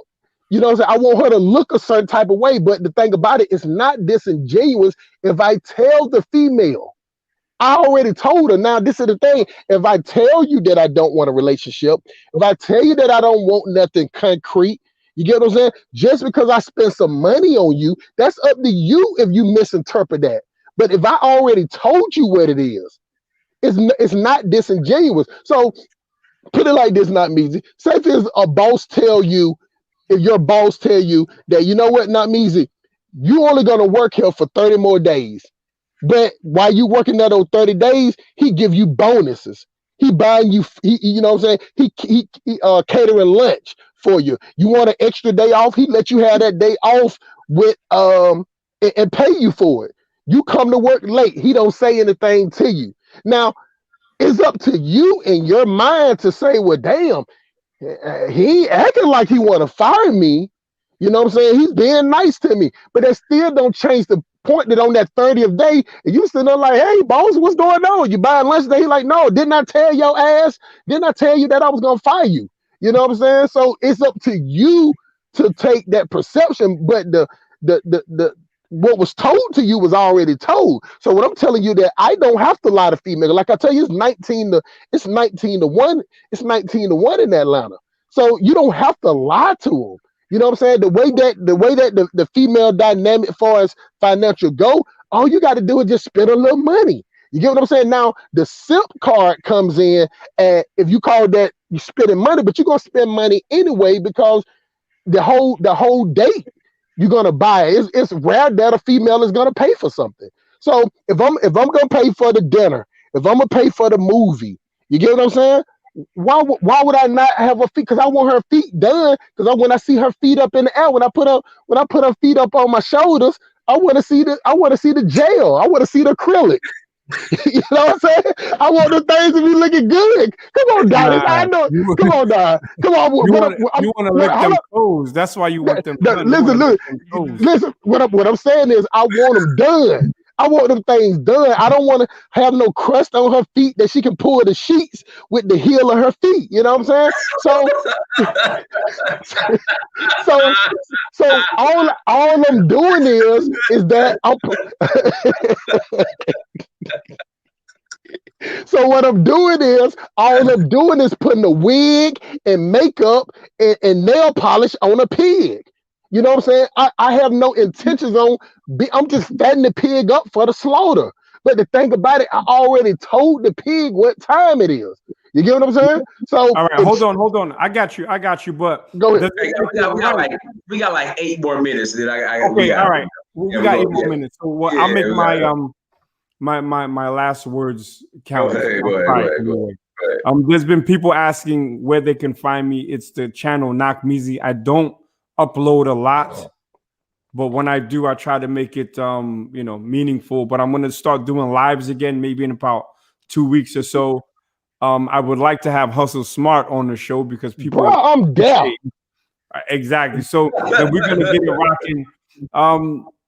Look, I don't believe in or I used to when I was like my early 20s. You know what I'm saying? Being an asshole to women. It's not cool.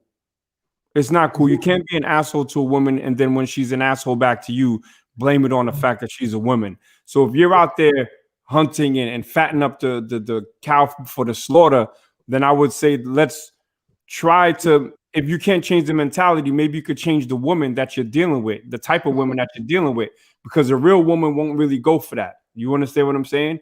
And this is no slight on you, you know what I'm saying, because I rock with you, but you're too smart to still be in this zone of just trying to pump and dump, because you had smoke for brothers that were pumping and dumping, but then what you described is the quintessential pump and dump.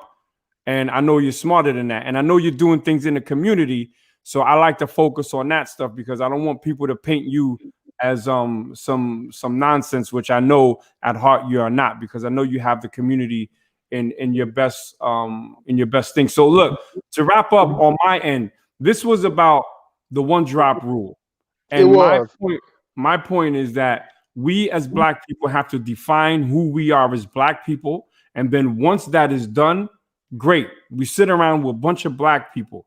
Okay, what do we do with it now? What do we do? How are we going to get us to the next level? And I already got the 5. I told y'all it's, I don't know them off the top, but it's refining your raw materials if you're in Africa. It's educational reform. It's medicinal, agricultural, and also military. innovation. Once we can start working on that, then we can start pushing ourselves forward. You could have all the resources in the world. You can have the best education. You can have the greatest minds. But if you don't have a military to protect it, you can kiss it goodbye. Now, I believe in that wholeheartedly. You know what I'm saying? So, you know, let me address the chat real quick. You know, it's amazing how people think what I'm saying is wrong. But you know what I'm saying? If I approach the situation as a single man in a city full of knockouts, you know what I'm saying? Like, I think LA is first as far as how good women look, you know, for as pretty. Let me stop you. The most beautiful women I've ever seen in America was Houston, Texas. Houston got the baddest. Man, let me tell you, dog, y'all just get to me. You know, I think LA is just naturally cute. You know what I'm saying? We talking about neck up. When we talking about face and body, Houston is number one. And then Atlanta. Houston is last. But I'm just saying, if you want to talk about the total package, Houston is number one, and then I come with Atlanta, because you know you have to think about it like this, Dinas. You know, you go up in New York, Flatbush, where Nakmeezy is from. You know, the females in the north tend to be top heavy, you know, tend to be titty heavy because they walk around a lot. You know what I'm saying? These thick ass mud ducks down in the south, they don't walk around that much. You get what I'm saying? Everybody in the south damn near got a car or use a car some type of way. You got people, you know, get their tax money, they'll buy a car. People in New York don't really do that because the parking is not sufficient. You know what I'm saying? The further you get down south, it's more flat. So the females down south are more bottom heavy. You know what I'm saying? When you go up north, these females got shoulders like got the Kevin Garnett. You know what I'm saying? They got these wide ass Hager shoulders, pointy as shit, like a spear from the Maasai tribe. You know what I'm saying? But they top heavy, but they narrow in the waist. So you know what I'm saying? If that waist narrow, if the waist.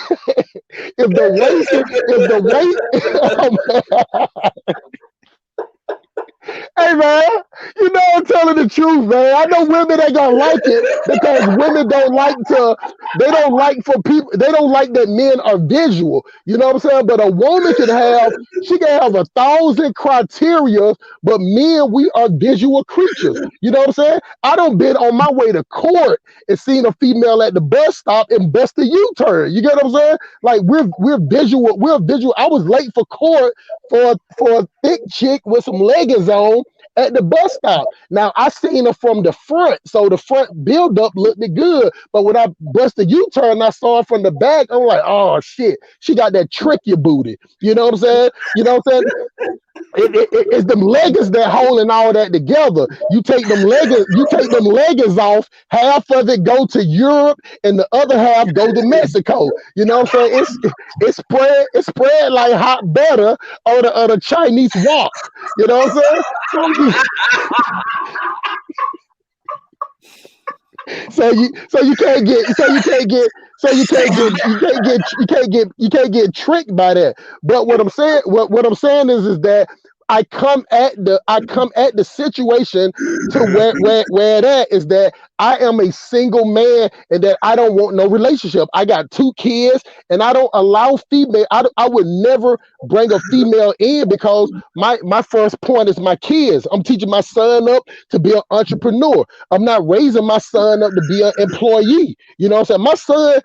My son and my daughter can live with me as long as they want to, as long as they're putting their entrepreneur They're using long as they trying to start their own business. Now, anytime my kids start talking about they want to go work for somebody, they got to get the hell up out my house, because I'm not raising no employees. You get what I'm saying? Because white people don't raise their kids up to be employees. They raise their kids up to be entrepreneurs. You know what I'm saying? Now they have the capital to raise it. They have the leg up. They can call somebody. Hey, my child's opened up a business. Can you support this? Can you support this? They have more of a leg up, so I have to be more strenuous with my kids. I'm like, you need to learn what an I-9 form is. You need to learn how to build a vision board. You know what I'm saying? You need to start your own plan. Now, if you need to work a job, that job is only to bring money for your own business. You get what I'm saying? But we don't do that, because a black person open up a business, we'll be like, oh man, this black person, they're customer service. But you tell somebody that you got a job, black people be like, oh my God, the benefits are so good. How many vacations you get? You know what I'm saying? Not saying that if you get 4 occurrences, they'll fire your ass. You get what I'm saying? That if you've been working there 30 years and lose your pension, or you work a job 30 years and right before you get your pension, they find a way to fire you. You know what I'm saying? But that's how we promote things. So, my daughter tell you that, I don't, when my kids are at my house, I don't allow a female to be over there at that time. You know what I'm saying? Because that takes away. I want whenever my daughter or my son to say, hey dad, I'm right there. They can just run in and talk to me. They don't have to say excuse me, or they ain't got to hear no Jodeci playing in the bedroom. You know what I'm saying? And coming out to the refrigerator with my boxer shorts on, and the female walking around with a towel on. I don't allow that. But a lot of people in the community, instead of us raising our kids up, we're so focused on, I got to have a life too. No, my life is my kids. You get what I'm saying? But I hear black men and black females, they do it all the time. They have these litter kids, you know what I'm saying? Like cats. What is that, bro? What is that? What, litter? That's Atlanta. So homie coming at black women in America, in New York and Brooklyn. But Atlanta is the gay capital of the United States. So watch what you're saying about Brooklyn. That's what y'all dealing with in Atlanta. No. It's plenty. But see, the thing about it is, you know what? I'm an old nigga. So when I was coming up, Atlanta always had gay people. But you know what what they were celebrating more? It was San Francisco. It was San Francisco that was known to have all the gay people. That was promoted. From. But I'm from Sacramento. Hold on, I'm from Sacramento. I'm from Sacramento. Now check this. Now check out the system. Check out the system that I was talking about earlier, Dinah. So San Francisco was well known, to be that they even in some raps they used to call it the San Francisco dyke, the San Francisco gay dude. That's all they used to talk about. But once the system started propping up black women, they shifted to showing these black men in red bottoms and wearing Gucci purses. You know what I'm saying? Out here twerking in the street with 36-inch Brazilian wave in their head. You get what I'm saying? So it's always been gay dudes here. But what it is that they saw that how the political movement is the strongest as far as African American. It's in Atlanta. It's in Georgia right now. Right now, Georgia is the strongest black political engine. You get what I'm saying? So now, but we want to put the woman in charge. So now, how can we degrade the black men? So let's put all these men out. Let's make Atlanta be the hub and invite all these men to come in. So you got all the gay people in Atlanta. Most of them ain't even from here. So yeah, you're right. They are here. You get what I'm saying? But the thing about it is, it's like Atlanta's a metropolitan city, so it's a lot of implants. You get what I'm saying? I can go around Atlanta for a whole month and not see nobody that's born and raised here. You get what I'm saying? I'm one of the rare DS. Matter of fact, at my place where we lease our trucks at, I'm the only DSGB there. I'm the only person down south Georgia boy born and raised. So therefore you have a lot of people that's migrate here because it's acceptable. If you want to walk around in some lip gloss and some skinny jeans with the ass cut out like Prince, pause, come on down to Atlanta.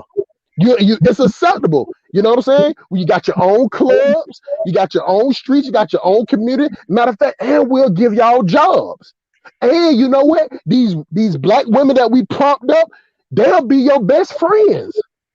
You know what I'm saying? So it always shocks me how the black people or the black female will tell a man, if you don't agree with her, you gay. But when you look at most of these black women in Atlanta, their best friend or their close friend is a gay black man. And it's promoted. It's promoted on TV shows. It's promoted at the job. It's promoted at the street. It's promoted everywhere. You get what I'm saying? You can even go to the clubs, and these females got gay men with them. You know what I'm saying? This is just what promoted. But now, what club is that? With any club in Atlanta. But any club in Atlanta is like that. What I'm saying is they have these dudes that their gay best friend. Now, like, let's go ahead and close. I gotta go. Yeah, you gotta go. There's a whole nother, but hustle smart, brother. We appreciate you coming on, man. Always. Anytime, man. And let me tell you something, man. I appreciate you having me on 50 Deep. I can't wait for you to crank up your lives again so I can come on and bring my viewpoint. And, I just want to tell the chat that, you can't have everybody that talk the same way, because when you white people suppress us, they come with us at 5 or 6 different ways. They don't have the same messaging. You get what I'm saying? So we have to have different point of view if the same message is for black unity and for black people to shine. Now, Nakmeezy might play the simp card. I'm gonna play the slaughter the infidel card. You get what I'm saying? But me and Nakmeezy is both gonna swing. We're gonna throw the same amount of punches to get us to win. You get what I'm saying? But we're gonna come at different angles. And that's all I got to say, man. Appreciate you, Dadis and Mill. Another classic show, another heat rock show. You know what I'm saying? Keep doing your thing, my brother. I appreciate it. Nakmeezy, anything you'd like to share in closing, brother? Nah, man, I'm good. We all talked out. I appreciate you having me on. Again, I apologize to the dude from South Africa, but if anyone's listening, I don't like to be cut off. I'll wild out if I get cut off. But other than that, I'm good, brother, and we'll see you on the next one. No problem. Everyone, thank you so much for joining us. Like, share, and subscribe. But till next time, family, Dinah Samir, search for Huru. Peace. We gone.